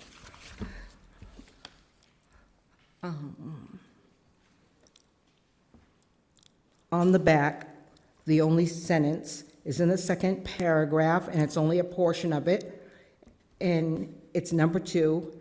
Promote equity through addressing and dismantling racism and how it affects the delivery of human and social services, economic development, and public safety. And it's just my recommendation.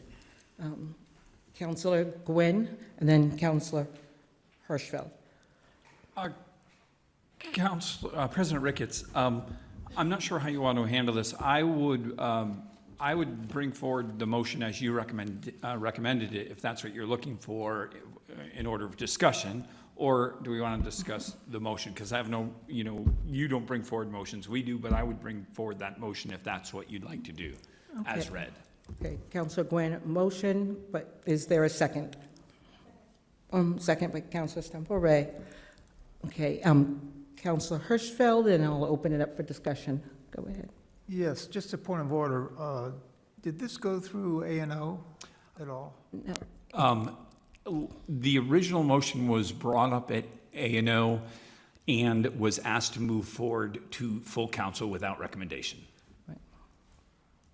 No discussion? Correct. The person who brought it forward did not want it, they wanted it to come to full council. And I can give a little bit of background on that, just so you know. There were questions on the overreaching nature of the original proposal on departments that aren't under our recommendation, State Department of Education, the executive side of legislature. So there were going to be questions. So we asked to move it to a future meeting in order to get those questions answered, and it was asked for us not to make a recommendation to get it here sooner. So we sent it on without any recommendations as requested. So there is no discussion. Thank you. Okay, Councilor Forgy. So I'm a bit confused. There was a motion and a second on the original No, petition. on what I read. No, wasn't there something made by Counselor Gilmore, seconded by Counselor Mayo Oh, on this original paperwork? Oh, yeah, So what, I guess I need some clarification, is what you read, an Yes. amendment to this motion? Yes. That's okay. Okay, as an amendment to the motion? Thank you.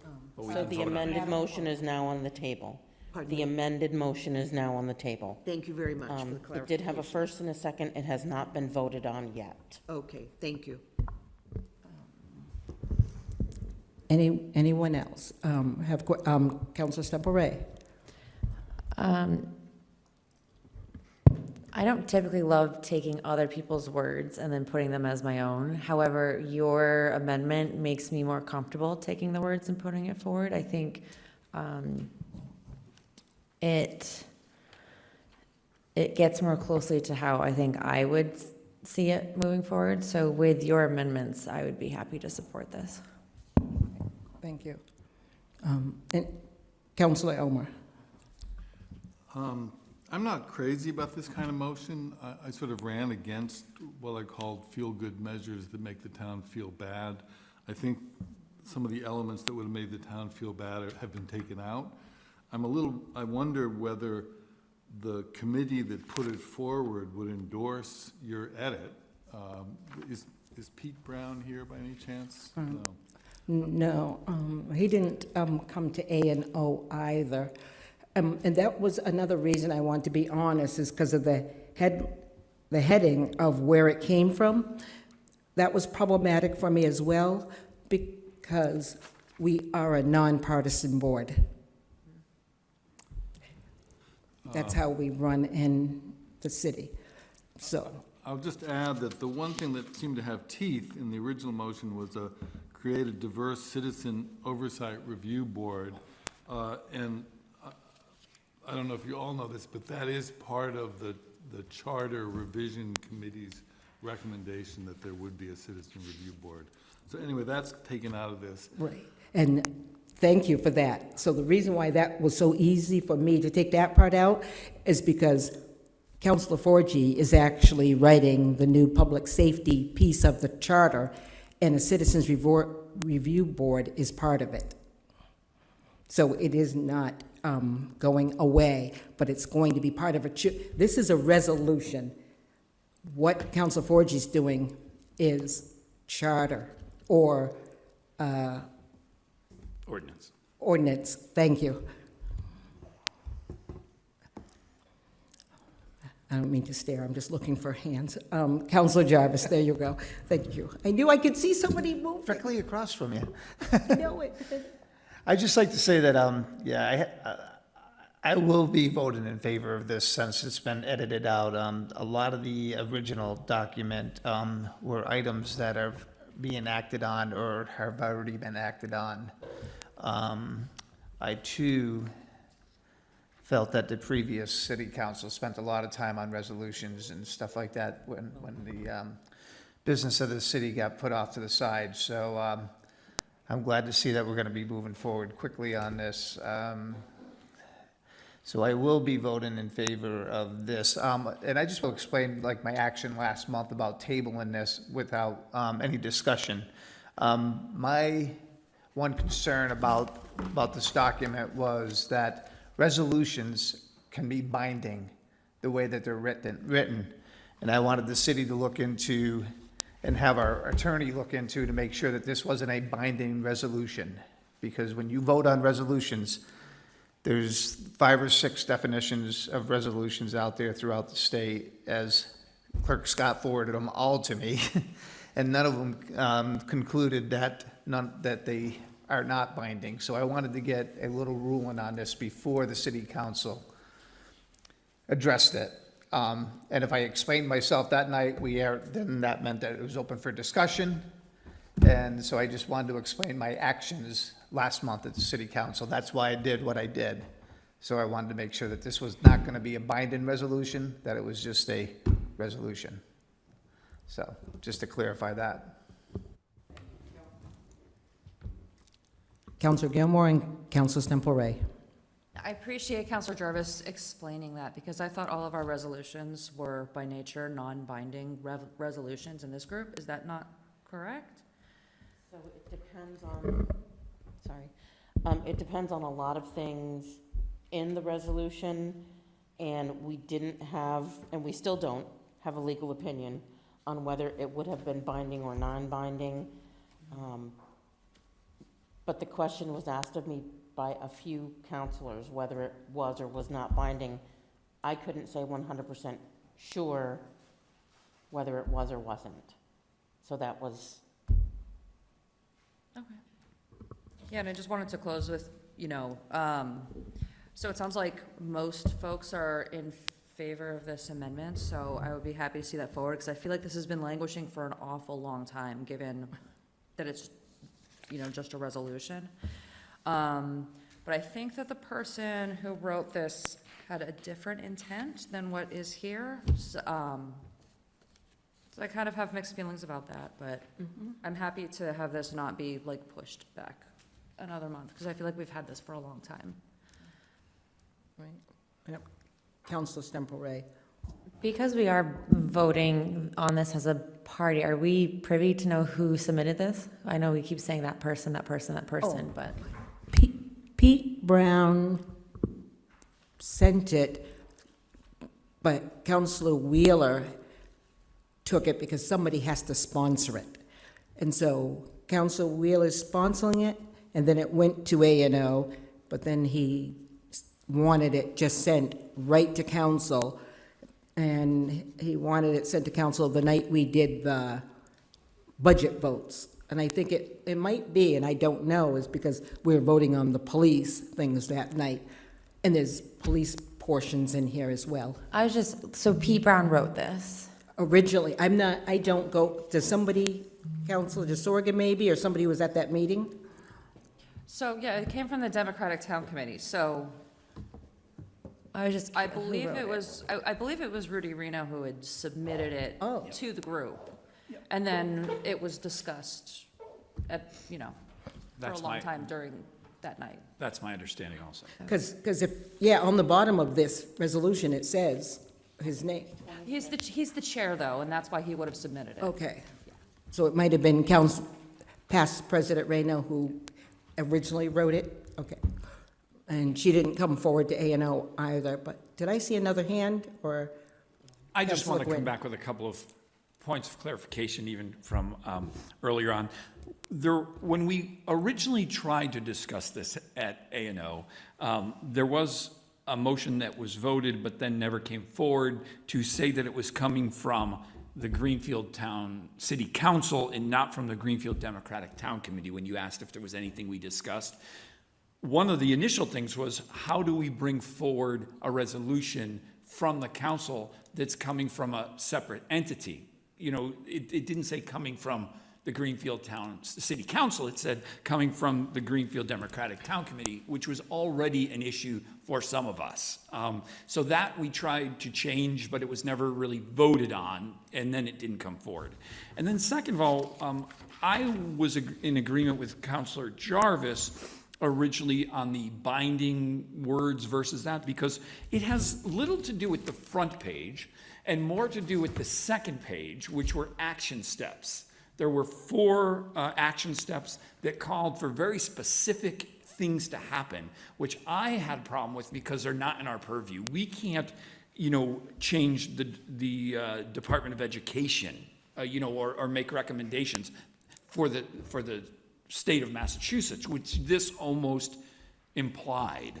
And then we can't, we could say as a city council that we would like to do pieces of this, but we really can't instruct the executive side to change things in these 4 pieces. So by making this a well-intended piece of resolution to say we're in support of it, those action things were the things that were being challenged more than the idea of having a resolution on racism.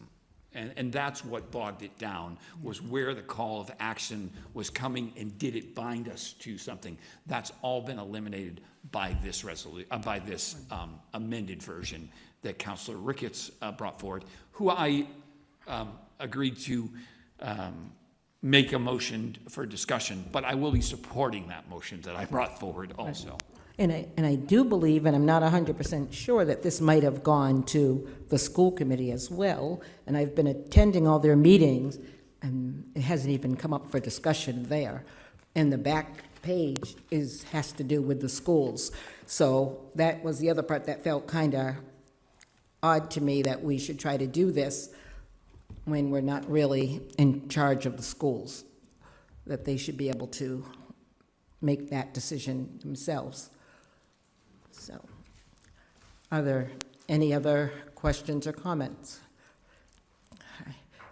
I'm just feeling the horse has just one last breath, so we've beat that one to death. So are we ready to take a vote on the amended? All right, so, we're not on Zoom. All in favor? Aye. We might, Aye. aye, on the amendment. Amended. No, if you could raise your hand for Kathy. No. Abstain? You? Okay, so, thank you.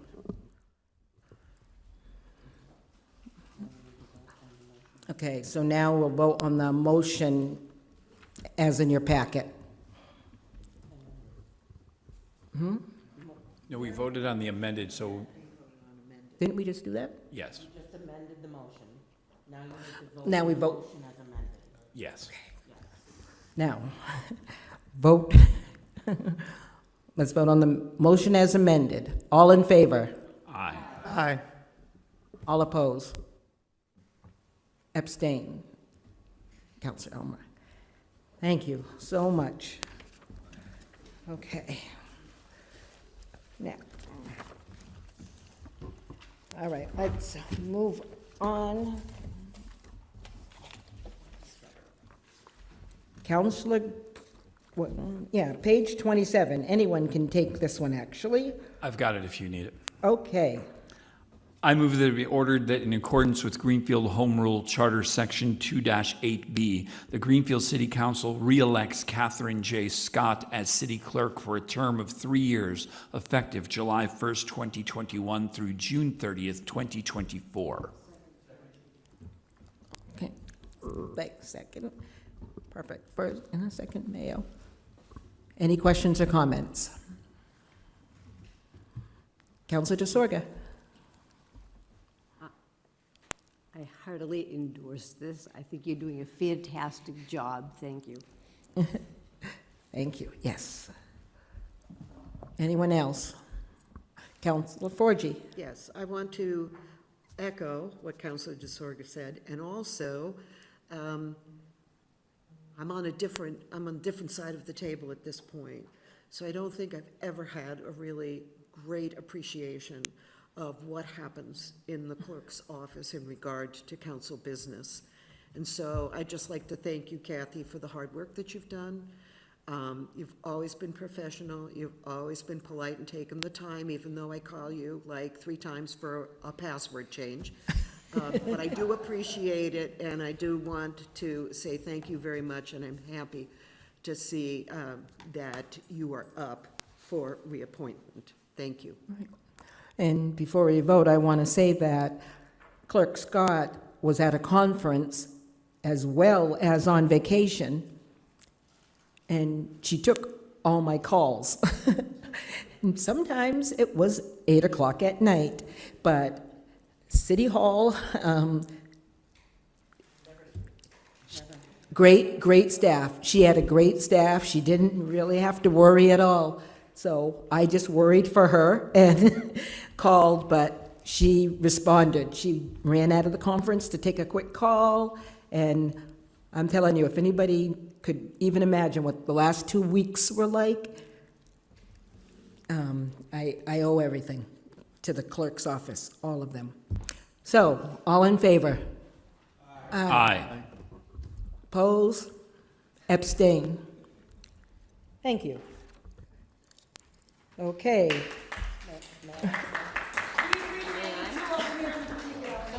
thank you all for your praise. Every single one of you knows that it's the staff in my office that make it go. That's all I have to say. Okay, so. You ready, Counselor Gwynn? I move that it be ordered that the Greenfield City Council pursuant to Charter Section 2-10 affirms the following appointments and reappointments by the mayor. Conservation Commission, Kristen McDonough, term expires December 31st, 2022, remaining portion of Jonathan Griffin's term. Cemetery Commission, Erin Bohannon, term expires June 30th, 2024. Council on Aging, Margot Peck, term expires December 31st, 2022, short term to maintain term schedule. Sustainable Greenfield Implementation Committee, MJ Adams, term expires June 30th, 2024, reappointment. Second, Jarvis. Second, Jarvis. Want me to do them all now? Okay. Any Would you like- questions or comments? Would you like recommendation from the committee? Please. This was a positive, unanimous recommendation for reaffirmation. All right, good deal. All in favor? Aye. All opposed? Abstentions. Take it away.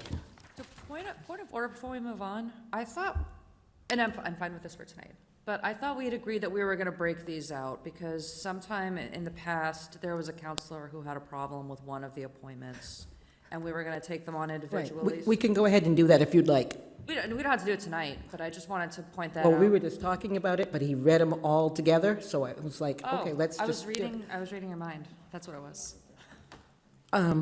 Who has a question? Point of order. Yeah. Counselor Gwynn, because of that issue, asked that if there was a problem with any of the people, that you should contact him. Because nobody did, he read them all together. It seemed appropriate. Thank you, Councilor Arnold, that is correct. We had decided that if there was no objections to any, we'd read a complete list at the meetings. If anyone prior to the meeting had concerns, I would find the answer to those concerns and then take that out or move it around if need be. Okay, thank you. You're all set. Counselor Gwen, you're up again, right? Yes. Let me see which way, I'll read it from here. Move that it be ordered that the Greenfield City Council pursuant to Charter Section 2-10 affirms the following appointment by the mayor to the Greenfield Montague Transportation Authority, Danielle Letourneau, for a term successor qualified.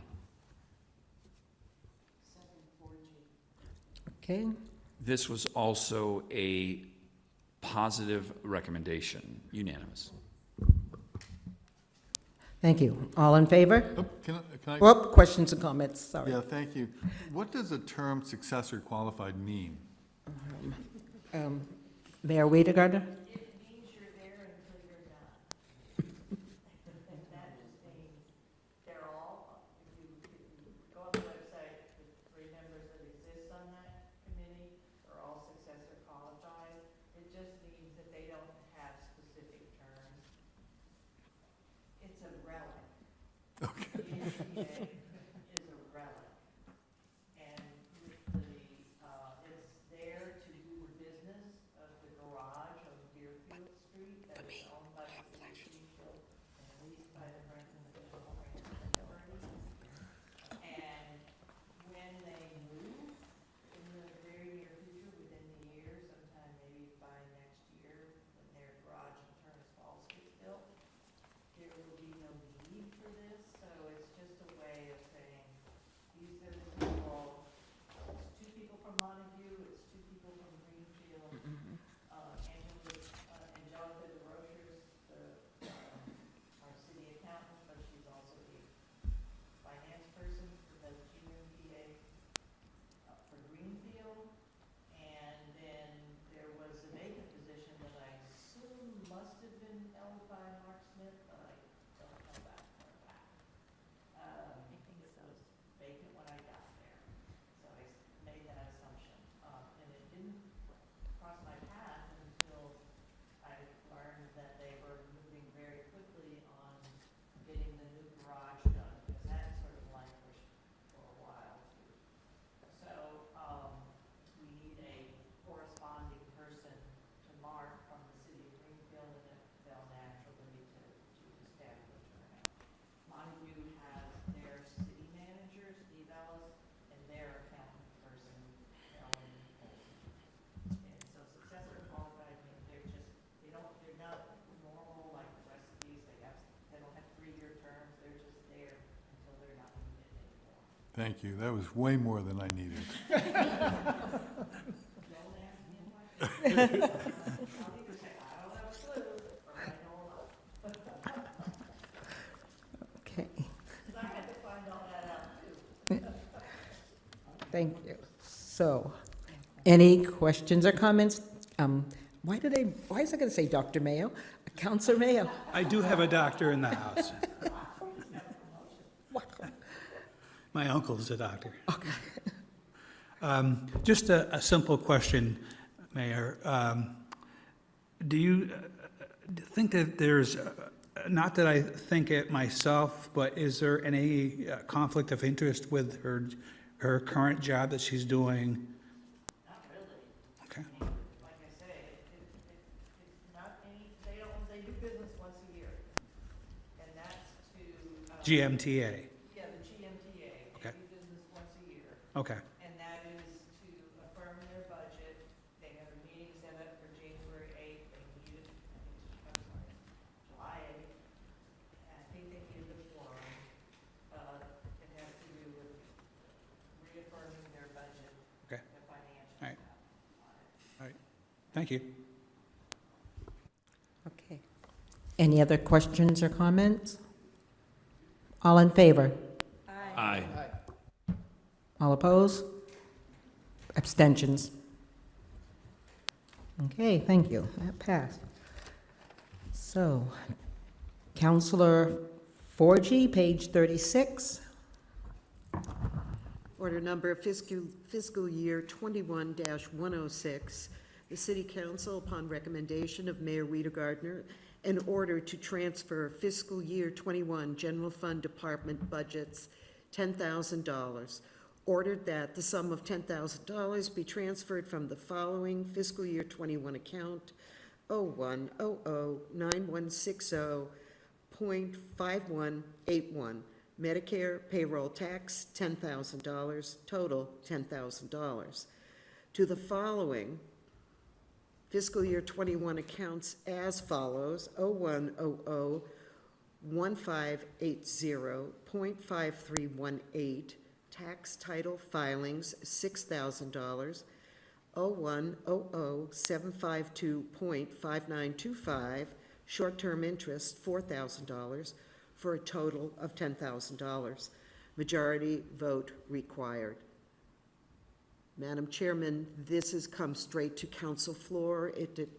We did not hold a Ways and Means meeting this month. Okay, does anyone second this?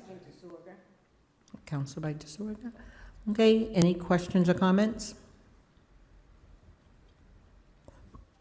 Okay, all in favor? Aye. All opposed? Abstentions? Okay, passes. Counselor Forgy, page 38. Order number fiscal year 21-107. The City Council, upon recommendation of Mayor Rita Gardner, an order to transfer between general fund department budgets $10,000, ordered that the sum of $10,000 be transferred from fiscal year 21 Energy Department accounts as follows: 0100-1970.52111112, high school electric $10,000, total $10,000, to the following fiscal year 21 legal accounts as follows: 0100-1510.5302, town attorney $10,000, total $10,000. Majority vote required. Okay, Second Gilmore. Any questions? Yeah, Counselor Mayo. I may be a little confused here. It says, high school electric, $10,000, and then a little further down, it says town attorney. It makes it look like each of them are getting $10,000. No, it's a transfer. One line is being credited, the other's being debited. Got it. Okay, thank you. I just needed to clarify.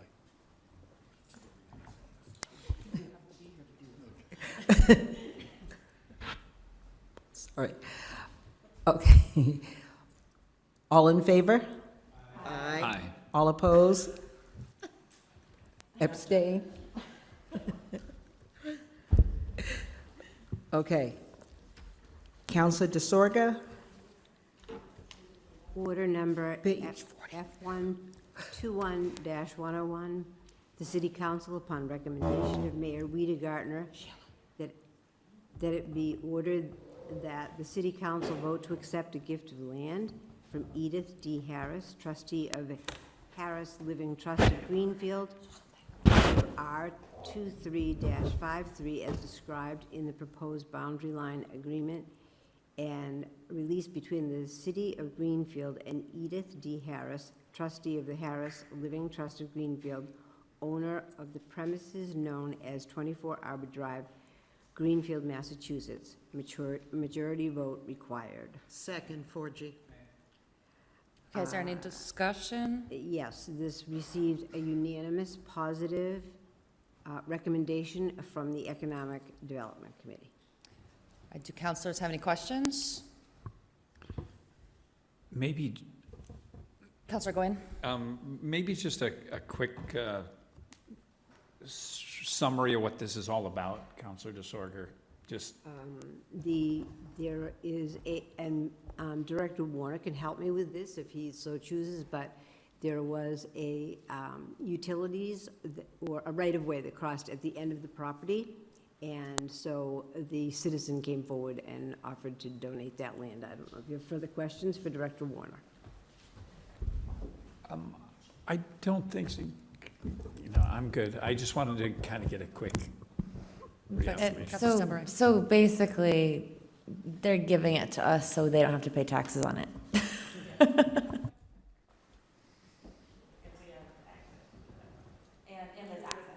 a benefit to the city. That was my question. Is there any more discussion or other questions? Okay, seeing none, all in favor? Aye. All opposed? Abstentions? Okay, so can we move on or? do you- Order Okay. number FY 21-105, the City Council moved that it be ordered that the Greenfield City Council declares real estate at 402 Main Street being shown on Assessors Map 56, Lot 2-0, to be surplus property and transfer said property to the mayor for sale. Majority vote required. This is a two-part motion, and this received a unanimous positive recommendation from Economic Development. The first part being that we have to declare that the real estate to be surplus property, and that said property that we can say that it's for sale. Thank you. Does anyone have any questions or comments? And the mayor is still here, so. Counselor Forgy, Counselor Elmer. Microphone, I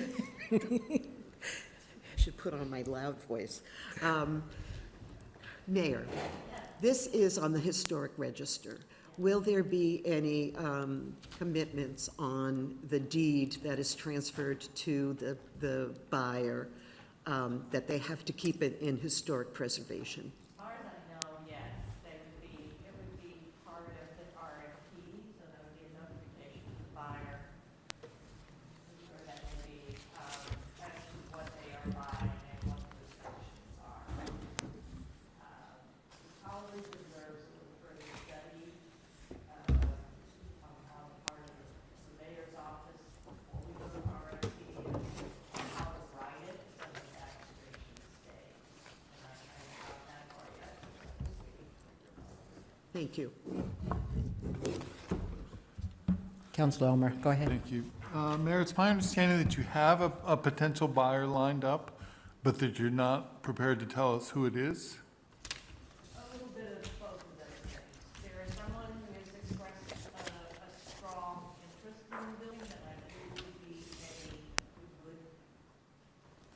someone that we would want to sell that to for all the reasons that Councilor Kennedy just mentioned, in terms of preserving the building and bringing it up where it needs to be. But it would not, in the grand scheme of having to go out to bid or having to put it up for auction, it would not be fair to name a particular buyer, because that buyer has to then participate in the sale of the property just like everybody else. Right. They can respond or choose not to respond, and we would put forth any information that we have on the property. I think I indicated in my memo to you that, right now we know of upwards of over I think it was roughly $400,000 in repairs that need to be done. Can I follow up? Those kind of Yes. information that would be part of the RFP. They're available to any interested buyer. Do you have more questions? Maybe the mayor would want to move to the mic then if you have more. Just, I can hear you, just one, but if it's up for RFP, then it doesn't necessarily go to the buyer who's expressed interest. It could go to, yeah. Yet the historic preservation requirements would remain in place no matter who bought it. Yeah. Okay. Counselor Semple Ray, and then Counselor Mayo. Just a general question, when a town, and maybe this is for Director Gilman, but when a town property is sold, where does that money fall into free cash? Where does that go?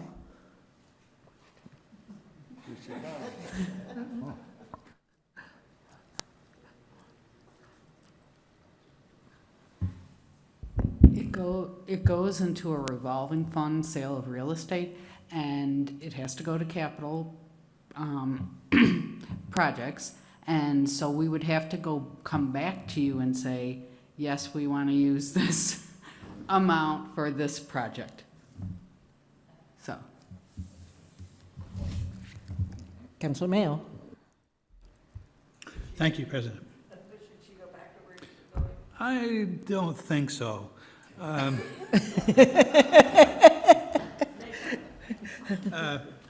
My question is very simple.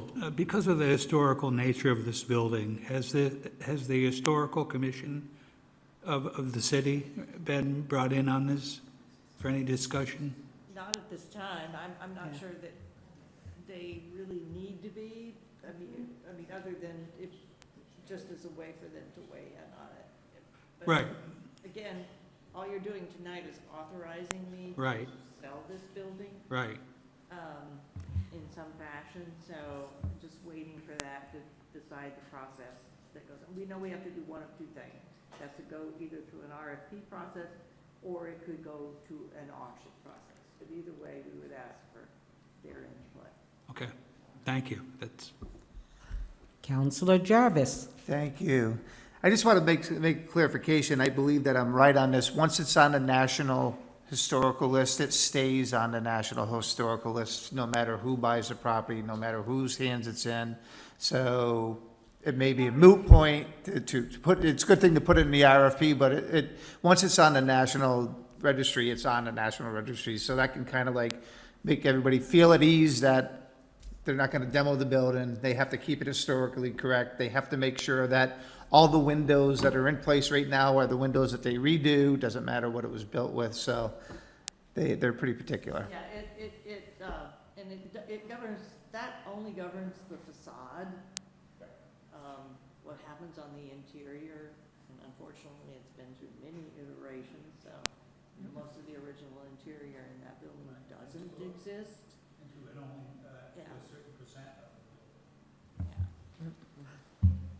Okay, thank you. So, should I call for a vote, or should we wait till Liz gets back to her seat? Or- No, just kidding. Okay, all in favor? Aye. All opposed? Abstentions?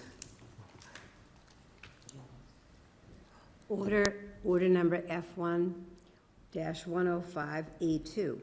The City Council, upon recommendation of Mayor Rita Gartner, that it be ordered that the City Council vote to authorize the mayor to begin seeking a buyer for 402 Main Street, the existing Greenfield Public Library property, based on the City of Greenfield Standard Operating Procedure, RE 0001-03-M, policy on sale, lease, or option of city-owned land.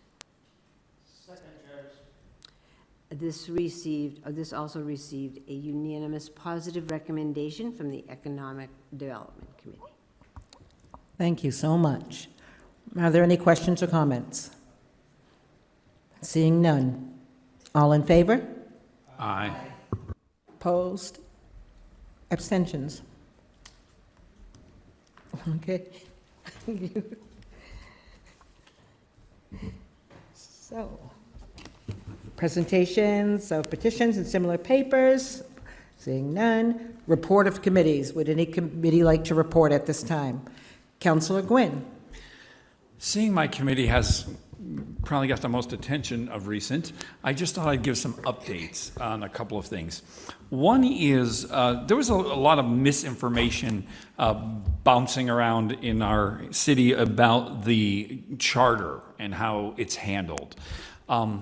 The A&O committee simply at this point went through the procedure of accepting the committee report so we could then disseminate it, go through it, put it on ballots, make sure we write ordinances. All of that has to happen. But in order for that to happen, my committee has to accept it. The committee says, we've worked on this for a year, here you go. And we say, thank you, now our work starts. That's all we've done. There's been no votes, there's been no accepting of any of the recommendations. All we did was accept the report from the Charter Commission. We also thank them for all of their work. It's a massive undertaking with representation from the mayor's office, the public, the council. We had 3 councilors involved in this. That's all we have done. So contrary to any other messages, phone calls, contacts that you have received, all we've done is say thank you for your work. Now we go to work. So let me clarify that. I have met with the city clerk to make sure that I understand the procedures of each portion to bring that forward to this committee and to the public. I will follow the timeline as established in our charter and state mandate to ensure that we follow the procedure to get this to the state for then it to be approved by the governor in the end. Many steps have to happen in that interim. First of all, we have to come as a council to a consensus that we want to put it forward in whatever form that may be. Simple vote, could be a ballot question, could be many, but we put that forward, piece by piece. Then the mayor has to accept it, okay?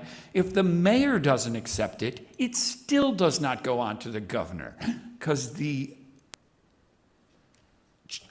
council and the mayor, they both have to agree on the changes to go forward, or they will not be voted on by the legislature, the state.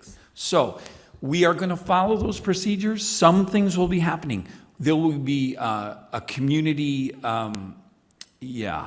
there will be a public hearing, thank you, from the community to go over pieces of this that need that input. There will be other procedures. We will talk about them here at this council meeting. There'll also be pieces that go forward to A&O for discussion before they come to the full body. We are on it. Rest assured that everyone will know each step of the way as we move forward. I'm working directly with Councilor Forgy, who is drafting some of the pieces that will be brought forward. I've talked to Councilor Wheeler, who will be drafting some of the pieces to come forward. They worked on it with Councilor Gilmore. So we have a good handle on getting this brought forward within the timelines, which give us a timeline where we're supposed to have this all done. There are some things that Clerk Scott is checking to make sure our timelines are correct and that we're following the procedure as outlined by Mass State law. So that's where we are right now, and I will have future updates, both at A&O and this council floor, to let you know how we're proceeding. Each portion of this recommendation will be looked at and brought forward by the council and the committee. Some things, if you read this, if anyone has not yet read this document that was forwarded to you, it is very thorough in the explanations on the bottom to tell you that there was no recommendation made. It tells you the public brought it forward. All of those recommendations are right here. And I believe we have a good concept and a working calendar to bring this forward to the full council. Thank you. Thank you so much. Counselor, I knew it. Counselor Elmer.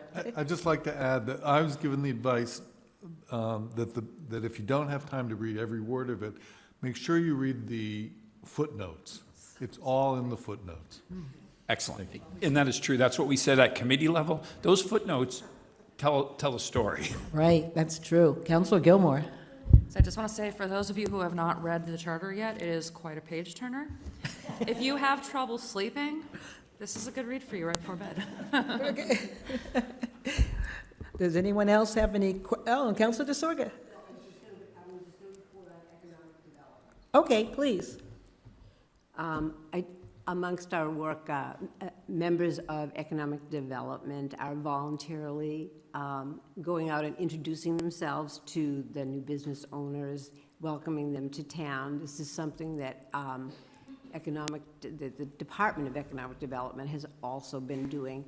And I would just like to say that the business owners themselves that I have spoken with have were very pleased by that one-on-one contact. They also complimented the Economic Development Department of Greenfield and how they've helped them to get through the recovery, but they were very pleased with that. I've done 7 myself, and I just want to tell you that that was something that we're doing as a group. Thank you. So I would just like to dovetail off of that, Councilor Sorger, and while the mayor is still here, that I am so thankful about the outdoor dining and everything that went in place to put all of that together, because over this Father's Day and, well, throughout the year and stuff, things are really picking up, and it was just so wonderful to see all the places pretty full.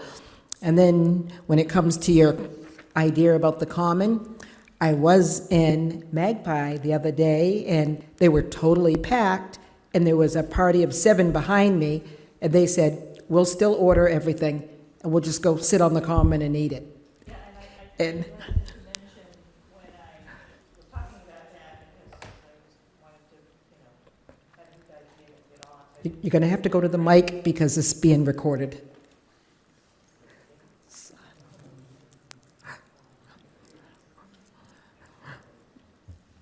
I neglected to mention in that Court Square piece, as part of my discussions with you folks, that we have ordered tables for the area in front of the city hall, so that there will be opportunities for people to buy some takeout and just go sit and enjoy sitting in the common area in the newly cut off Court Square. We also had picnic tables once upon a time out there, and Chief Letourneau asked me today, she said, what has happened to the picnic tables? We took them up at the beginning of the pandemic, and nobody's put them out yet. So I said, you're going to have to check with Marlo on that. He may know where the picnic tables are, or Christie. So there will be many opportunities for people to take their takeout and enjoy the common. Perfect. Thank you so much. All right, anyone else? All right, unfinished business, old business, new business. Councilor Forgy, you have a first reading, I believe, on 88. City Council, first reading, June 23rd, 2021. Repurpose $20,431.92 from previous authorization fiscal year 19-122 from the repair of Green River Road to paving Mackin Avenue. Okay, thank you. So, no motions for reconsideration. Oh, Councilor Gwynn. Under new business, I would just like to, I'm not sure what we call it, but I would like to leave a page in tonight's minutes to recognize a member of our community that passed away recently, who was a huge contributor, and that's Michael Murphy. Yes. Mike Murphy was the creator of Murphy Park. He was a man with a dream.